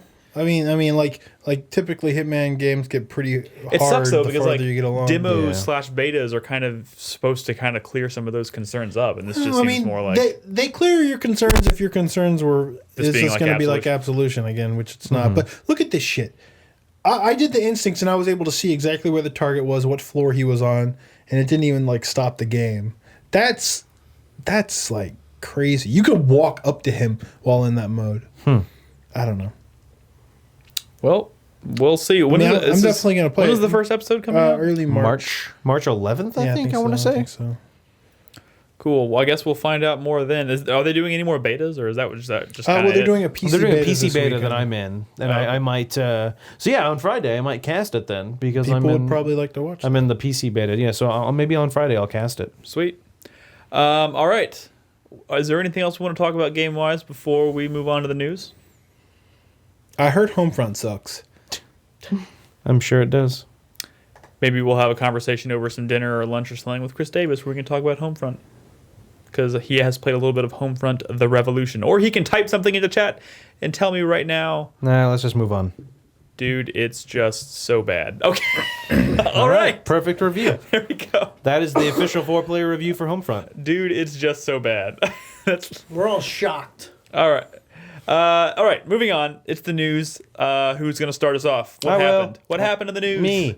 I'll do it. Go, Brad. Or not Brad. Fuck Ah, you. he said Go- Brad. He no, said Brad. fuck He said you. Brad. Go, Nolan. Go ahead. Firewatch, which is in our lovely banner. That's very nice this week, by the way. Not the longest game in the world, Nope. which is not a problem. Short games can be short, sweet, and delightful. The issue that's been going on is a lot of people are getting Steam refunds for the game after beating it. Because Steam does give you a certain... Was If- it a if- 14-day window? 14-day window, and provided you haven't played X amount of hours of the hours. game, or it's 2 hours. Yeah. So apparently some people are kind of rushing through the game and then getting a which is refund for the Silly game. for a game like this, but yeah. And that's just Come on, kind people, have of... some class. It's kind of shitty because it's by no means an expensive game. $20. Yeah, but you stop playing, Brad. And it's just kind of upsetting. I don't want to say, obviously the developer, people are like, well, it wasn't long enough for me, I'm going to return it. Obviously the developer put a lot of thought and care and time into this game that they created, and it sucks that I don't want to say you're stealing. Because You kind of are. you are technically using Steam's refund policy correctly.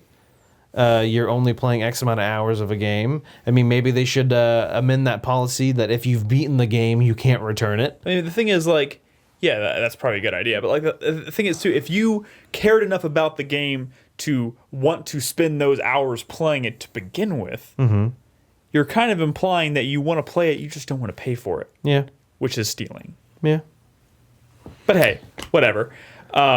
There was actually someone who I saw this article on, was it Kotaku or Polygon, or someone reported on it, but basically someone on Steam had left this like very like thoughtful note saying, I really I'm strapped for cash right now. I really enjoyed this game. I did only play it for like 2.5 hours, 3 hours, whatever, and I really enjoyed it. But I'm thinking about asking for a refund, but I feel really bad about it. And like one of the developers saw it and like left like this really long, like super well thought out and tasteful response, and it was like, and basically Fuck by the you. end of it, they were like, Fuck you, you piece "No, of shit. no, seriously." By the end of it, like they left a note and they said, they basically said, it's up to you. It's you get to decide what the value of your time and money is and whatnot. But like they talked about their development and why they asked the price they asked or whatever.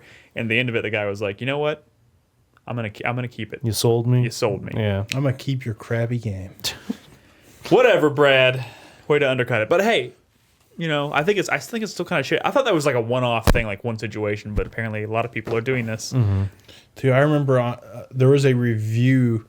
I believe it was a review for that Dragon Cancer, where like a reviewer on Destructoid said at the end of their review about like you could just get a Steam refund if you don't really like it. They liked the game, but they mentioned that and like people lost their shit in the comments. Like, how could you say that, you garbage reviewer and stuff? I still never found out like why that reviewer said that, but it seemed like I feel a like really that's a line. shitty thing to say. That's a line that shouldn't be crossed in a review, Yeah, especially a positive review. Yeah. Yeah. We're fucked.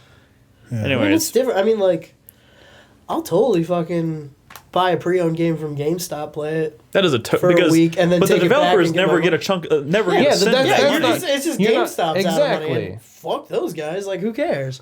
But like to do that to like a small indie studio like Campo Santo, that Who literally feels wrong. in that response from the developer, they were talking about how like they literally sat in a room for 2 years, like 11 people sharing one bathroom and like a really tight quarters room developing this game, and it was like, we sacrificed jobs that we all could have taken jobs with like other studios that would have paid us much better. Not just on that, bigger games. The two leads that founded the two guys that founded that studio that started it were like the two guys that made that first season of The Walking Dead. They could have stayed at Telltale and probably made like that's when Telltale started to get big. Yeah. And they were like more or less responsible for that. So, they really took a chance by leaving to go start their own studio. So maybe throw them some support anyways, Yeah.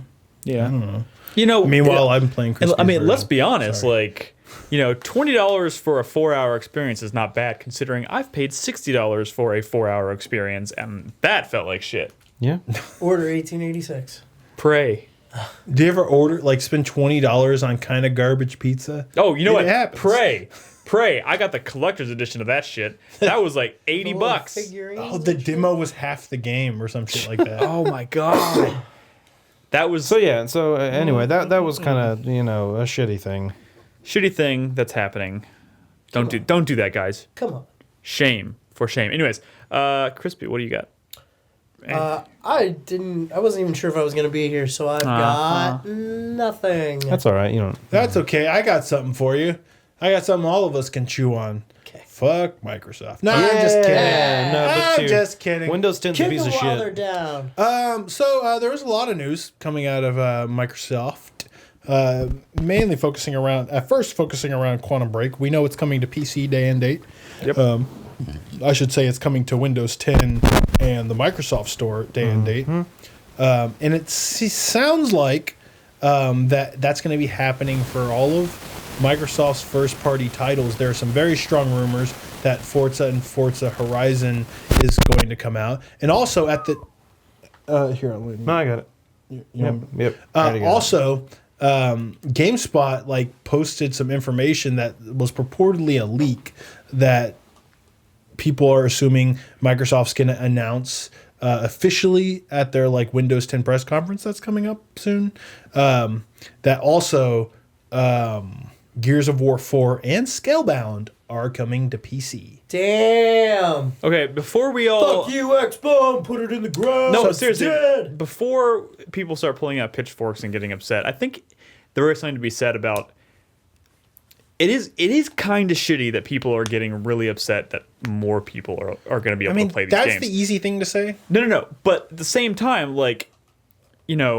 for me, I know we fall into kind of a different camp in how we perceive exclusives, but when I look at games like this, I tend to think, PC. I look at PC and console very differently. As you should. I know, but in the sense that even if something is available on PC, I will almost always play it on console. So to me, these things are all still exclusive to Xbox because I can't play them on PlayStation. That's besides the point because that excludes fact. that you can play in multiple places. And I'm not unhappy that more people get to play Scalebound, because you know what? That probably would have bombed if it was just on Xbox One. It might still bomb. What I'm upset about is people buy a console For an exclusive, sometimes. because they're expecting that this thing's going to have exclusives.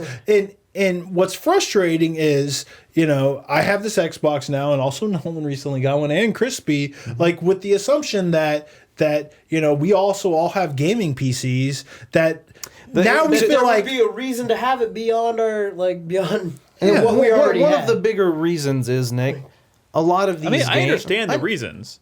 They play much better on PCs, that as long as it's not a shitty port. The mods support is there. They usually get updated faster. And that's one of the main reasons I enjoy... It is not always better on PC. downside. Did I say it's better? I didn't say it's always better. You said most of the time it's better on PC. Most of the time it is, not always. most of the time There's it a is. lot of examples These where days. it's shitty, but a lot of the times it is like, something like Fallout 4 had a lot of fucking issues when it first came out, but they patch it like almost immediately on PC because it's so much faster to throw out a PC patch than it Let's is not to forget get about it. Batman, though. Well, once again, that was a port. We're talking about first-party games. Scalebound is not going to have a shitty PC port. I mean, Platinum's other PC ports are good, so. So I'm just saying, there's a lot of situations where Batman was not a first party game that was originally an exclusive to one thing, and then they put it over onto PC. Even if that was more of a minefield than it actually is, the whole unoptimized PC port thing. Like, even if every PC port was Batman Arkham Knight, I still have to sit there and consider, is spending $380 after tax of my money worth circumventing that occasional frustration? Especially because that's money you could have pumped into your PC to make it even more powerful. I mean, my PC is like 5 years old now, and it runs. I mean, it's just as powerful as current gen consoles, and that's crazy to me because I could put even a little bit of money in that, and But anyway, that's besides the point. We're not talking about PC versus console. we're not. Here. Well, all I'm saying is It's always going to lead back to that I feel conversation. fucking duped, though. I feel fucking duped. Like, that machine's a goddamn Scalebound box. That's why I got it. Microsoft said it's not coming to PC. They said that with Quantum Break. They said that with all of these fucking games, that they're not coming to PC, and they fucking are. Question. So that's the story. That's Yes. absolutely the fucking story, because they got my fucking money, and I want it back. When's the last time any of you turned your Xbox Ones on? Last I week. mean, I played like an hour of Sunset 2 weeks Overdrive, and that's the only fucking exclusive left. I've never used mine. I Halo. turned mine on 4 Well, days sure. ago to remove the Halo 5 disc from it, which I hadn't played since beginning of December. I'm That's happy. the only thing I've ever played on that machine was Halo 5. I mean, sure. I'm sure. happy well, more people and get so to Nick, play these games. the reason. I mean, I too have a gaming PC. Well, no, But I will that's still not the, that's play not the all point. these Nick. games on console. There's other people like you as well.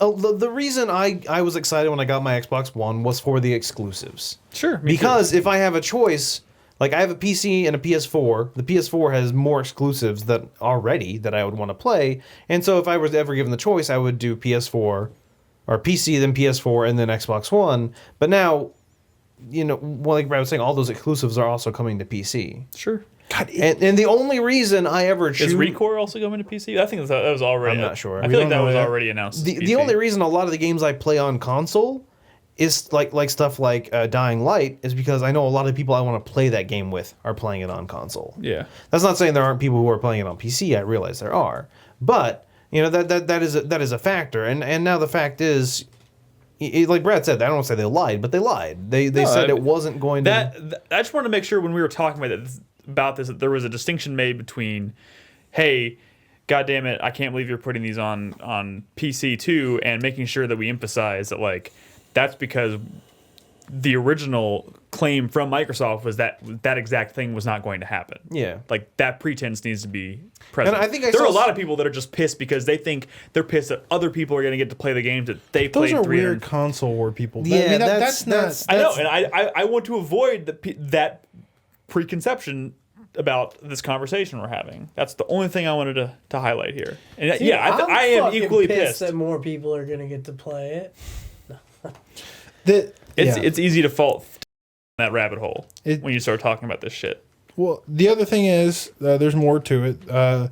It looks like, at least with Quantum Break, and probably Which is more weird, of these by the games, that if you get the console version, you're also going to get the Windows version.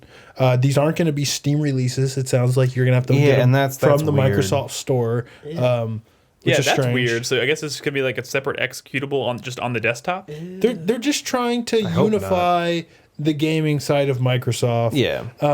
And for all we know, this could be their last console, just because it seems like they're going so PC focused. I mean, that's still obviously what breads their butter. Yeah. Butters their bread. Butters their bread. It's Butters? just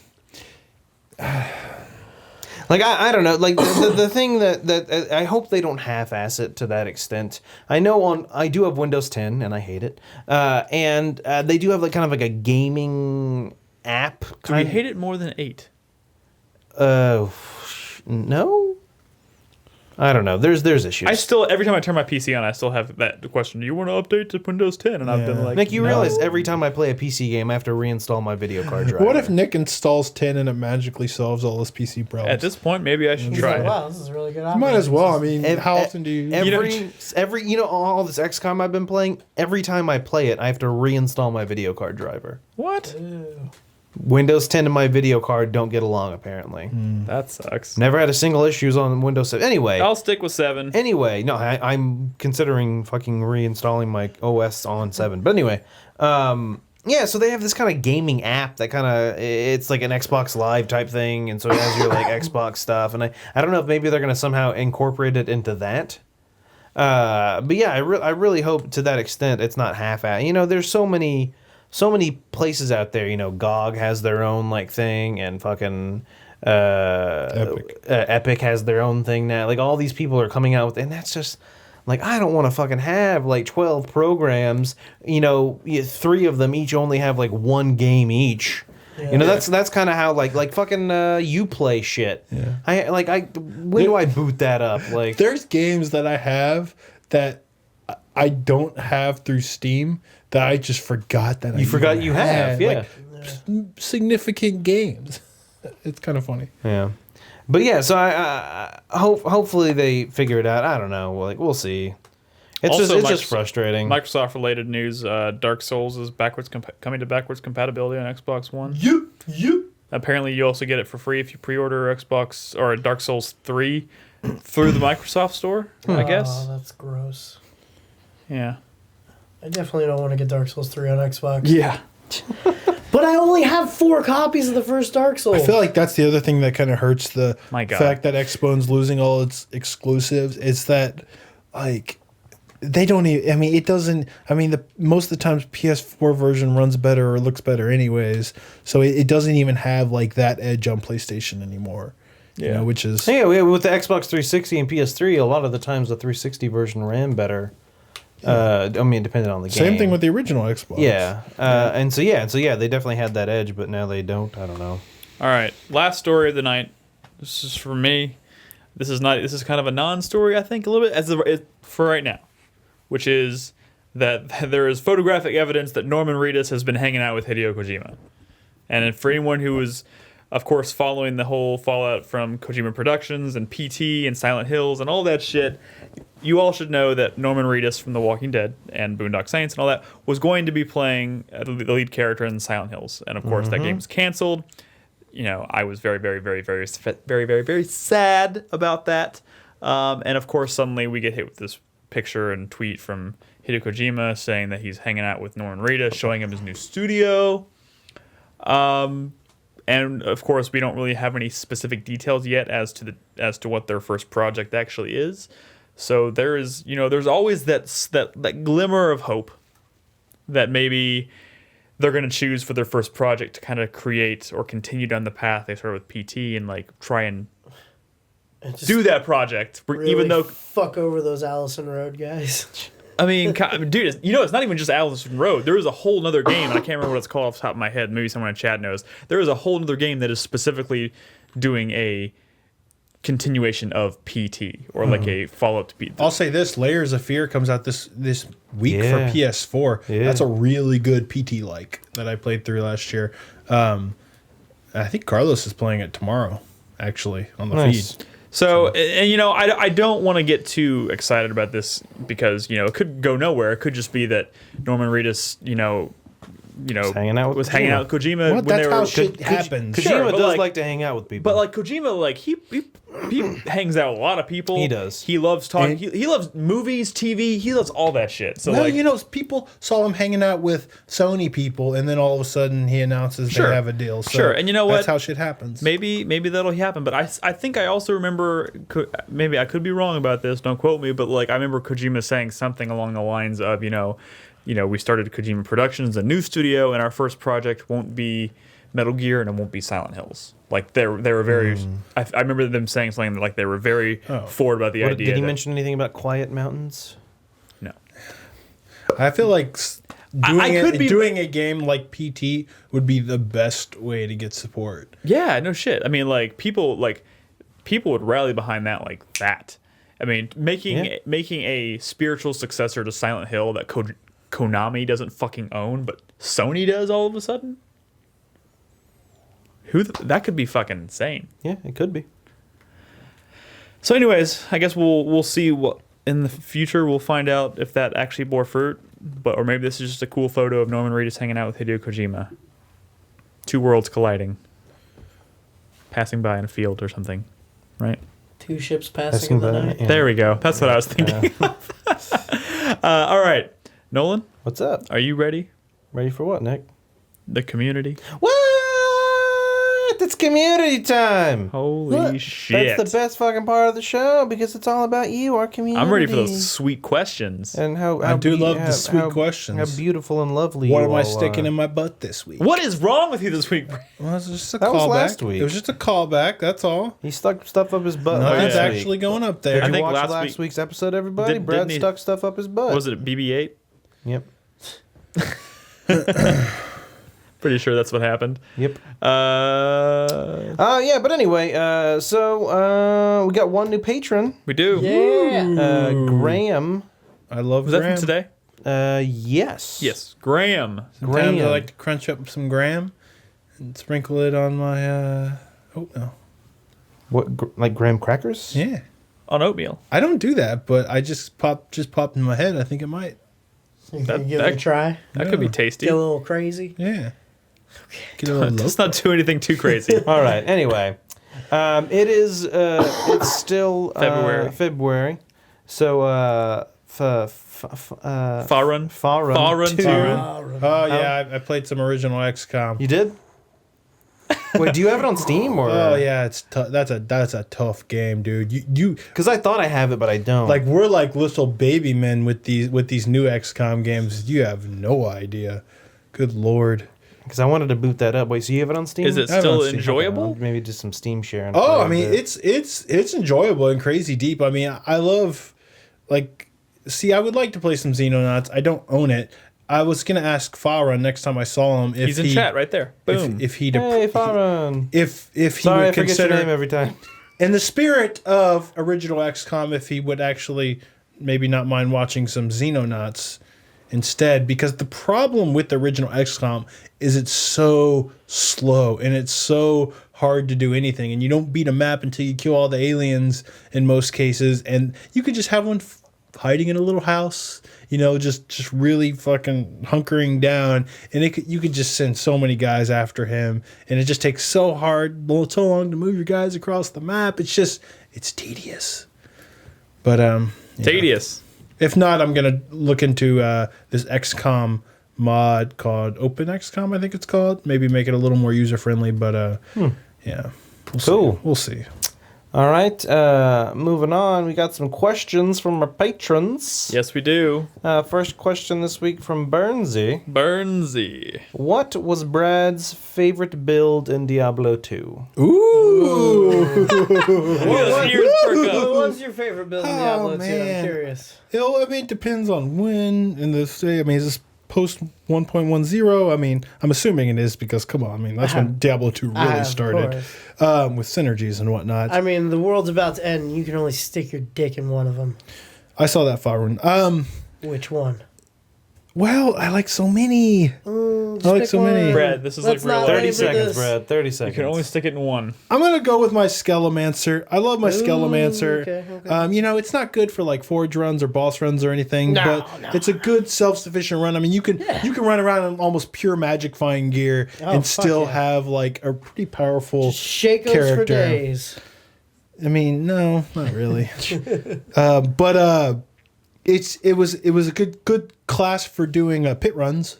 You know, come on, right? Pit runs on Hell with a Magic Find Skelemancer. Yeah. You know, it was good for that. But, you know, otherwise, you know, Windy Druid, Hammerden, I liked all the classics. Cool. Post 1.10. Thanks, Brad. Shut up. All right, our next question from Mr. Green Toast. 2S? Toss. Out of your whole crew, which 4-player do you think could rock a full beard, and which 4-player could rock a bald head? Oh, I wouldn't call that full. I mean, this isn't full, but like, I don't think I've ever seen anybody else here. I close definitely to can't. full. Like, I don't even try because mine comes in all patchy. If you just had a full beard, not like who can grow the fullest beard. Yeah. He doesn't really He says specify. who could rock a full Yeah. beard. Okay. Let's assume we could all grow beards. Who would Because, look the I best? definitely don't grow any hair, like, right here. Yeah, neither do I. Yeah. Also, Archipants is garbage. I think. Sorry. Okay. Okay. Fist of the Heavens Paladins are shitty PvPers who did. Fuck you. Wait, what did Chris Davis just say? I tried growing a beard and what? I missed it. Whatever. He tried growing a beard for a month and it was terrible. I mean, I always wanted to rock the whole full beard with a bald head look, but I can't grow a beard. I'll tell you what. The Max Payne 3. I tell you what, Joseph could rock a full beard. I think Brad would look good with a bald head. I think I'm his head would be I'm awkwardly losing my shaped. hair, so we'll get there someday. Just get ahead of it. Just get out in front of that shit. I think his head's too long. Your hair is already. I think doing Nolan could do the bald head thing. I've always thought about just shaving my hair, but Bernadette for it. said no. No? Yeah. Pretty soon, life's gonna make that choice for you, Nolan, Yeah. and she's not gonna have any other choice. I'll shave my head one of these days. When Don't it, worry, like, if it gets You to should that just point, do it and are be you like, gonna deal Oh, with just, fuck like, yeah. Dude, I'm not gonna... like bick the whole thing. Yeah, I'm not gonna fucking have, like, the... whatever it's called. The horseshoe. Now, what if? Yeah, horse. that's What a if good one. I did the bald head with the full beard? Yeah, I mean, a lot of people go that Do the route. whole Walter White thing. That'd be cool. No. Maybe. You're kind of short though. Fuck yourself. This has nothing to do with height. All right, next question from Biohunter. Seeing my sister, who is a very casual gamer, be so mad about the library the X-Bone has reminded me of how much fun everyone in my family had playing Run-On Sentences. Had fun playing the Dreamcast. From Soul Calibur to Virtua Tennis to Streets of Rage 2, it was the system my family loved. So my question is, what system did you enjoy the most with your family? Friends you consider family count as well. My family. Probably the 64 for me. Yeah, ironically, yeah. The most multiplayer experiences, like memorable, great multiplayer experiences I had, whether it's family or friends, whatever, has usually been N64. And GoldenEye comes to mind, obviously. Mario Kart Racing, Diddy Kong Racing, Mario Kart. the original Smash. I had a lot of fun with Joel back in the day playing the original Rainbow Six on N64, which is unplayable now. Unplayable. Said family. Joel's not family. My dad. He's pretty damn used close. My dad used to play video games with me until about the N64 came out, and then he just like wouldn't play anymore. Mm-hmm. He'd play like one round of Mario Kart. Because he'd be like, fuck 3D games. He's just like, I don't understand this controller or anything like that. But we used to play Wolfenstein 3D when I was a little kid, all the time. Mm-hmm. And that and NES Teenage Mutant Ninja Turtles. No, nice. Ah, that's a good one. Yeah. I mean, none of my family members really ever played too much video games, really. I was kind of like the one guy, playing my RPGs in my room, and no one else really cared. I mean, it was occasionally here and there, so it's hard to say. I would probably go with maybe the Super Nintendo just because I did play a lot of Street Fighter 2, I guess, with my brothers, and we played some like Final Fantasies, or at least I watched them early on, but there was never like the system where everyone sort of came together to play. It was more just Brad's got his video games. He's a dork. I can't even remember what platform I played Vigilante 8 on, but I played a lot of Vigilante 8 multiplayer. I think that was PlayStation 1.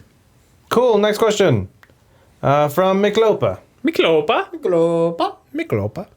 With the recent announcement of the new Fallout 4 DLC coming out in the next few months, and the promise of even more planned for the rest of the year, which places or ideas would you like to see them trying? Oh, God. Wait, Fallout? Yeah. Fallout 4. They just announced all that DLC. Yeah, that was today. We didn't talk about that. Yeah, we didn't talk about that. I didn't hear about that. Well, it's a good thing he brought it up in this question then. Yeah. I didn't know about that. 4 DLC. I would like to see them really go crazy and outside the box, Maybe kind of like Mothership Zeta, but better. No, I was Mothership going to say Zeta they was so should good. go to the alien homeworld.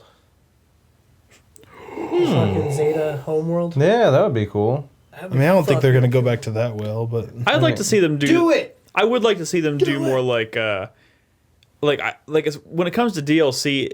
Go to a different country, maybe? No, I mean, a for time me, like, machine. the most memorable DLC add-ons for games, especially action games, that have been, like, goofy, science fiction-y, like, spin-offs, like Far Cry Blood Dragon, like, do, like, wacky stuff like that. That's why I think Mothership Zeta would be a good example of how they could handle, like, not just more Fallout, where it's like, we just kind of expand the map a little bit over here in this area that you never went to, and go do the same thing you were doing in the rest of the game. Like, do something crazy. Just make it a race. Go underground. Meet the mole completely people or different game. something. I don't fucking know. Dude, they should have like a time machine. You go back to the Old West. Or what and if you're like stuck in the Old West. there's a DLC where, like, it reveals that all of Fallout 4 was just a simulation. You wake up and you're back in the old world. And you're like, oh my god. Yeah, do an entire that's crazy. DLC that's pre-war. And then the fucking bombs drop again, and you get frozen, and you end up in an actual wasteland. You're like, no, not again. I was gonna say do an entire DLC that's like pre-war. Yeah. Like, really mix it up. But what do you do? I don't know. one you have to go to That the would grocery be- store and you have to buy groceries. That would be the and- challenge, man. Read Grognak the Barbarian. Yeah. I don't know. What if you play as Krognak the Barbarian?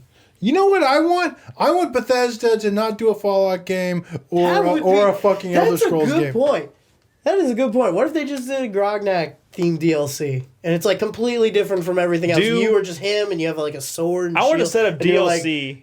it's basically just like fucking old school, like Savage Sword of Conan kind of shit. Yeah, Like, seriously, like do a whole set of like 5 DLCs for Fallout that are like not Fallout at all, but are like in the same universe. that would be Well, I mean, you have to have that Fallout DNA. What I want is Bethesda to do like a futuristic, like cyberpunk game, because I'm getting sick of the Wasteland, getting sick of Elder Scrolls. Come on, Bethesda games are so cool. Give me a cool setting. That'd be cool. Miklopa also asks where he could buy some good gear to create his own PC. I don't know if he means PC Newegg. parts. Newegg. Yeah, Newegg or PC Part Picker is a really good site for kind of helping you pick PC out part builds. pickers. Yeah, you just got to make sure everything you got is Well, yeah, that compatible. PC Part Picker will let you know if they're compatible. Also, there is there's always like a running NeoGAF thread specifically dedicated to people who are kind of making their own builds, and they can recommend a lot of good stuff that's very like depending, like you kind of say where your budget's at, and they can kind of help you pick all the best stuff for that amount of money. You know what I mean? Yeah. That's definitely how I got the ideas for what I put in my build.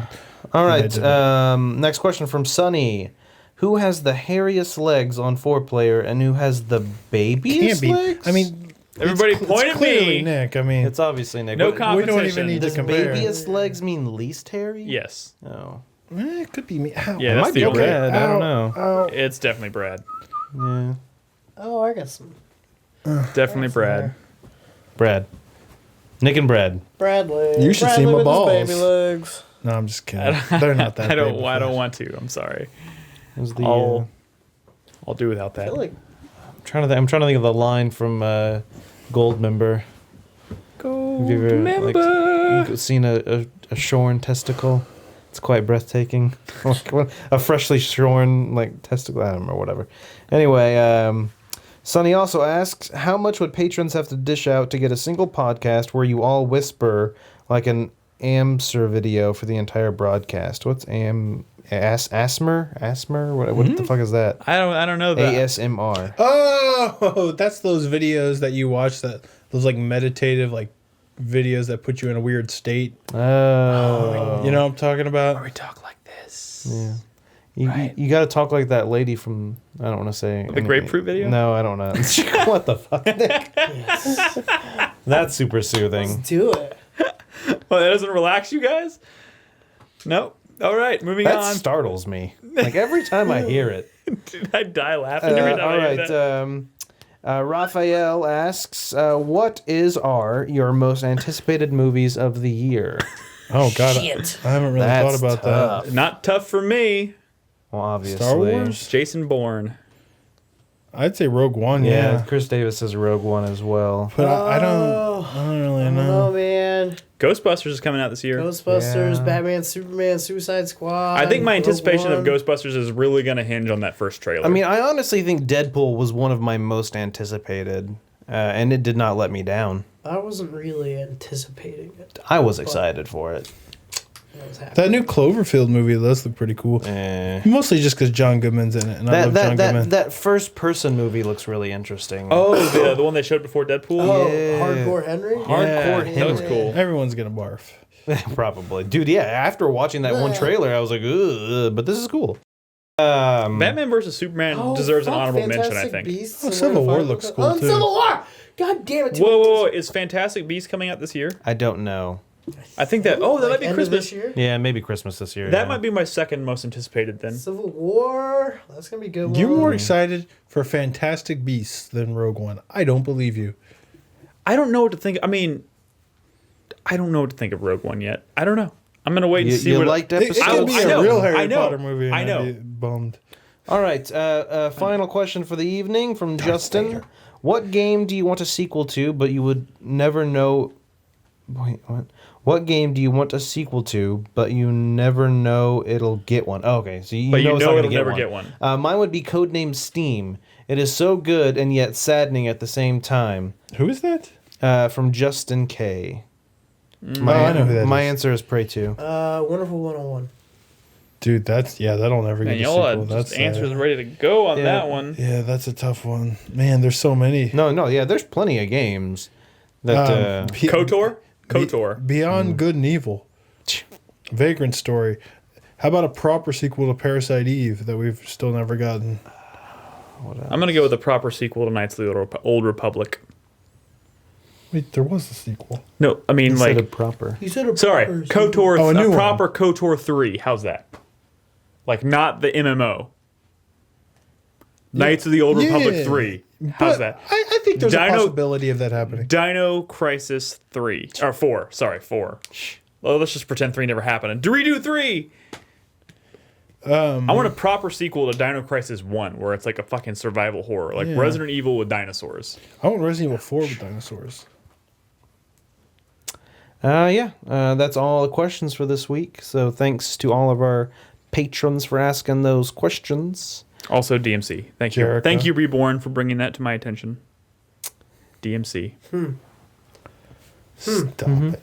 A stop couple it. other Stop announcements. We are going to be having another community night here in the next couple of weeks. For the end of February, Yep, probably so- not this weekend, but the following. Yeah, so look forward to that.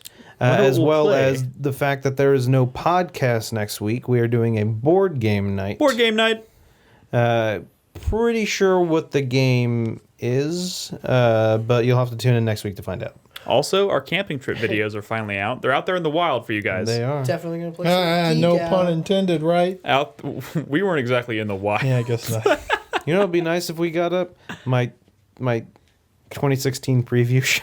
Oh, God damn it, Now that Nolan. it's almost Oh, a yeah. month and a half into 2016, Yeah, that's true. they're sitting on YouTube. How many of those games are out now? At least one. Just call it a 2016 pre-review show. Pre-review show. All right. So we're going to go ahead and wrap up the show with a 4-player minute. We're going to say our hype, our sweat, our thank you, and our fuck you of the week. Brad always starts us off. My fuck you of the week goes to myself because I've not been playing enough games, or I've been playing like a smattering of shit. I played like an hour of Grim Fandango because fuck me, that's why. I don't know. My hype is for Fire Emblem Fates. Comes out Friday. Gonna be playing Birthright and then Conquest. I'm pretty stoked. I love me some Fire Emblem. My sweat is Project X Zone 2. It's on the way. I don't know about that game. My thank you for the week is thank me for finally sitting down to play some Devil's Third. I didn't really talk about it, but I played couple hours of Devil's Third. Maybe I didn't even get a couple hours in. I sent that game back. I mean, I knew it was going to be bad, but I thought it was going to be like a fun kind of bad, like a fun to watch kind of bad. With it, yeah. It's just terrible. It's crazy. This is like Francis Ford Coppola directing Jack bad. I mean, it's what? In fact, I'd say this is more of a Jack. Like going from Ninja Gaiden Black to this a decline. Is I mean, like it's insane. It's unheard of. I've never seen anything like Ninja Gaiden Black is a definitive game. It's one of the greatest action games ever made. Period. You know, it's up there with, you know, like a Devil May Cry 3 or a Bayonetta. You know, it's one of the best action games. Wait, what game are you talking about? Ninja Gaiden Black. Oh, I thought you said Grim Fandango. I was like, what? Whoa, you were behind. Yeah, Nick's a little bit delayed. But anyways, yeah. So like to see Itagaki make this, like it's crazy because there's like this black hole where Itagaki left Team Ninja. He took a few people with him. They can't make a decent game. After he left, Tecmo can't make a decent fucking game. What's left of Team Ninja can't make a decent game. It's like somehow during this transition, their talent got sucked into a black hole, and all that's left is a bunch of people that can only make garbage games. So who knows what happened? Who knows what happens? Maybe they're like Voltron. They're only good together. But yeah. Anyways, thank you, Itagaki, for confirming that you are a one-hit wonder hack. I've always suspected it. I don't even like Ninja Gaiden 2. Are you done Dead yet, or Alive Brad? can go fuck itself. Are you done yet? Fuck you, Itagaki.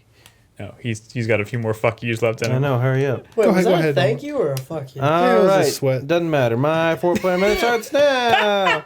My hype is for the Hitman beta this weekend, or this Friday. Oh, shit. I am excited to play it because I love me some blood money, and if what Brad is saying is true, I'm hoping this game's going to be good. Yeah. So I'm excited to play some of that. My shame, not shame, sweat?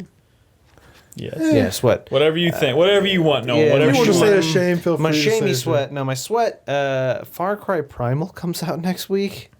Yeah, it's not been, the preview stuff has not been good about that. It hasn't been good. It hasn't been horrible, but it's like there's way too. I'm playing way too many games. Right, I'm playing like an hour of this, hour of that. Like, you know, I said I wasn't gonna do that, but I am. Yeah, me too.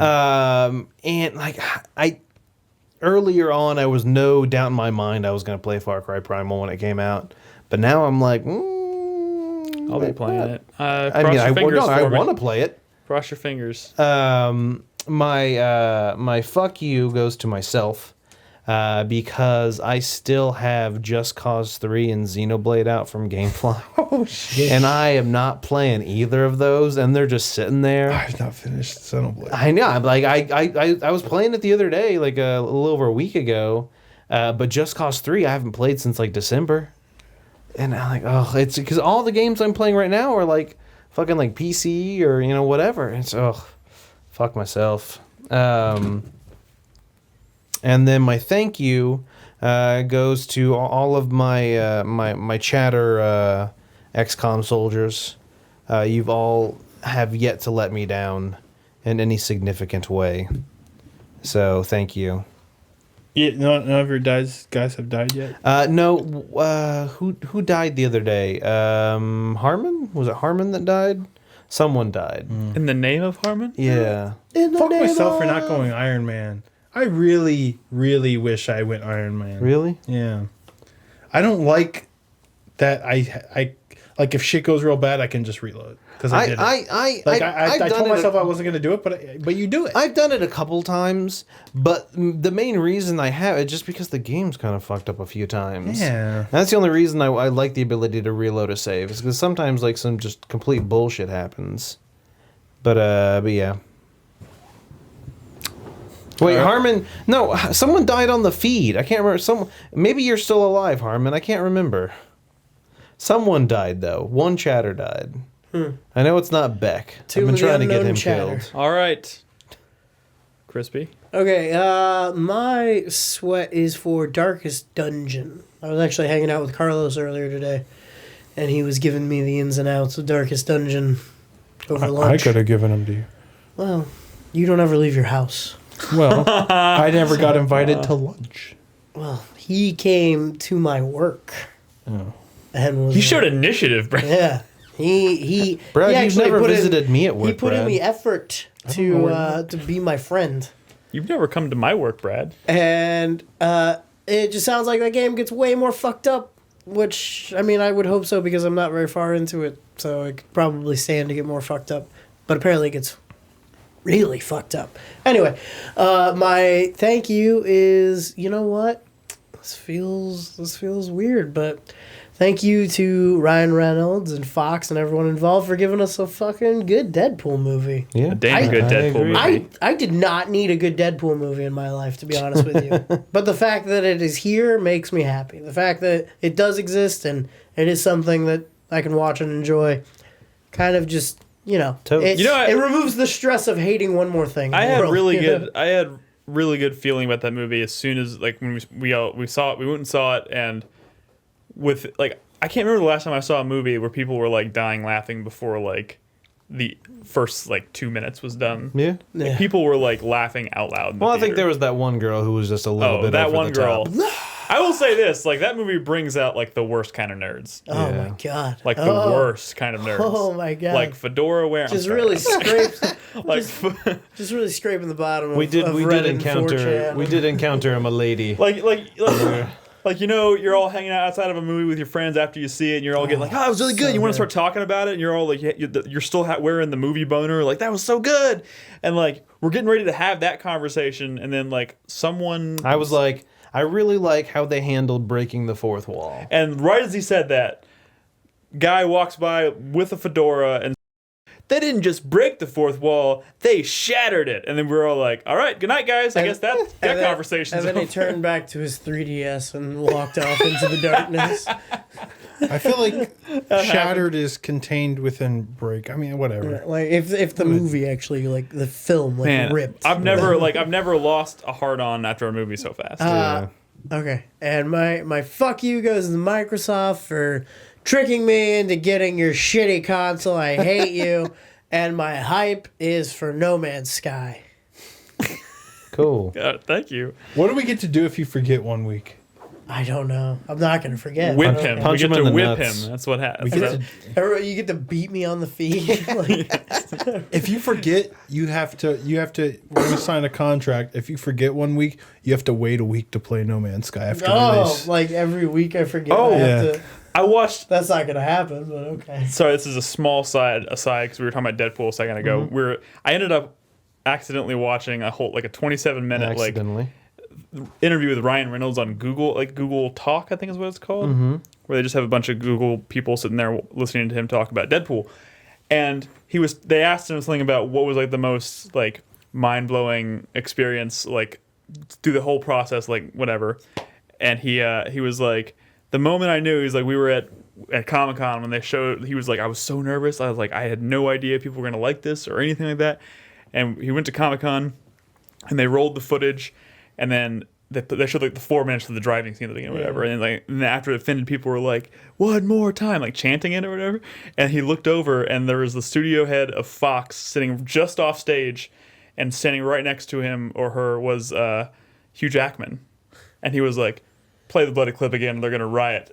And that's what got them to play the clip again was Hugh Jackman telling them to run the clip. Man, he really is a man for the people, isn't he? Because they were gonna do We it. love Hugh Jackman. They were gonna Just do like we all love Wolverine. They were gonna do the Wolverine panel right after Deadpool, so he was just sitting there waiting for the panel to start. And he was like, "Play the fucking clip again. They're gonna freak out."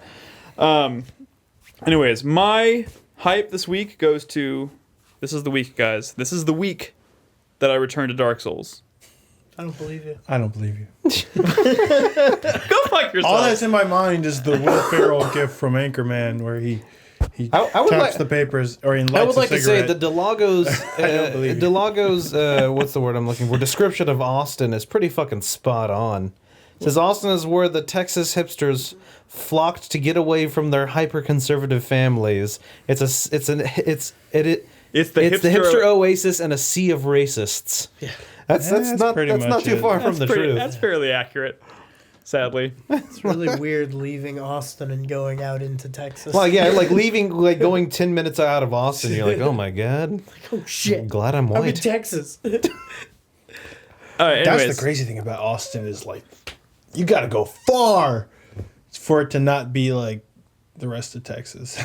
Yeah, Not even our surrounding states are any good. That's you got to true. go far. my sweat is Hitman. I'm excited and very nervous about Hitman. Cautiously optimistic. I am cautiously optimistic. I don't want this to be another Absolution. I'm also still really kind of taken aback by like how they're planning to like release this as far as like episodic and then on a disc. Like what I still don't understand how it's all going to work. But whatever. I'm excited to play it. We'll see how it goes. My fuck you of the week goes to the little blue squares. You know what I'm talking about, Brad? Fuck those squares. I still don't understand how they work, but fuck them. I also don't believe what you told me.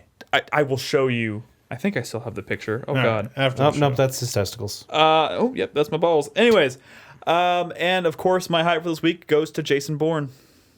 I told you, pulling a crispy every week until July. That's So- not even a video Yeah, it's not even game. a video game. Fuck it, I don't even care. Nick, that like I trumps. demand you play through that Jason Bourne game on the feed. I was actually I did. Somebody Again. Somebody just before the show tweeted at me and said you should play the game again. You know, I kind of feel like I will. I think it'd be fun to watch. I like would. that game's I rare. wouldn't Doesn't mind. have Matt Damon. I It own it. sucks. You know, he actually refused to do that game because he said it was too violent. Whatever. What? Like that was his reason for turning it down because that game is straight up a shooter and like Jason Bourne isn't exactly a, Yeah, that is true. like Yeah. He doesn't shoot people. He stabs them with ballpoint pens. Yep, multiple times. that sounds like you're just you know what I'm not even gonna humor your stupid comment. Anyways, I'm very excited. I took one extra step. I decided I'm getting full on the hype train. I went and bought the first book. I'm gonna start reading the books. Hey, I have all of those books on audio format. They're not great. Hey, Like they're not great. whatever, man. Okay. Whatever. I'm sorry. I'm sorry. I'm gonna stop. He was in The Departed. Yep. That's a very violent movie. Well, he's been in a lot of violent movies. Yeah, he is. What about the Will one where he's like a Hunting? mech man? I think it's because it's a video game, dude. Yeah. Control like he doesn't want kids playing violent video games. I don't fucking know. He's a family man. You know that. Fuck you, liberal Hollywood. Sorry. Whatever. Good night, everybody. That's our show. That's our show. Let's go ahead and let's wrap it. Thanks for listening, everybody. 4playernetwork.com. You can of course watch this broadcast every night at 4pp.tv. And I guess don't forget next week, no podcast next week. We'll be doing board game night at one of our places. So this time next week we'll be playing board games instead of video games. That's like a video game, but So not productive, not on a God. TV. I'll be playing Dark Souls in the background, but hey, whatever. We're gonna play some Geek Out. Okay, Great. bye. Bye, guys.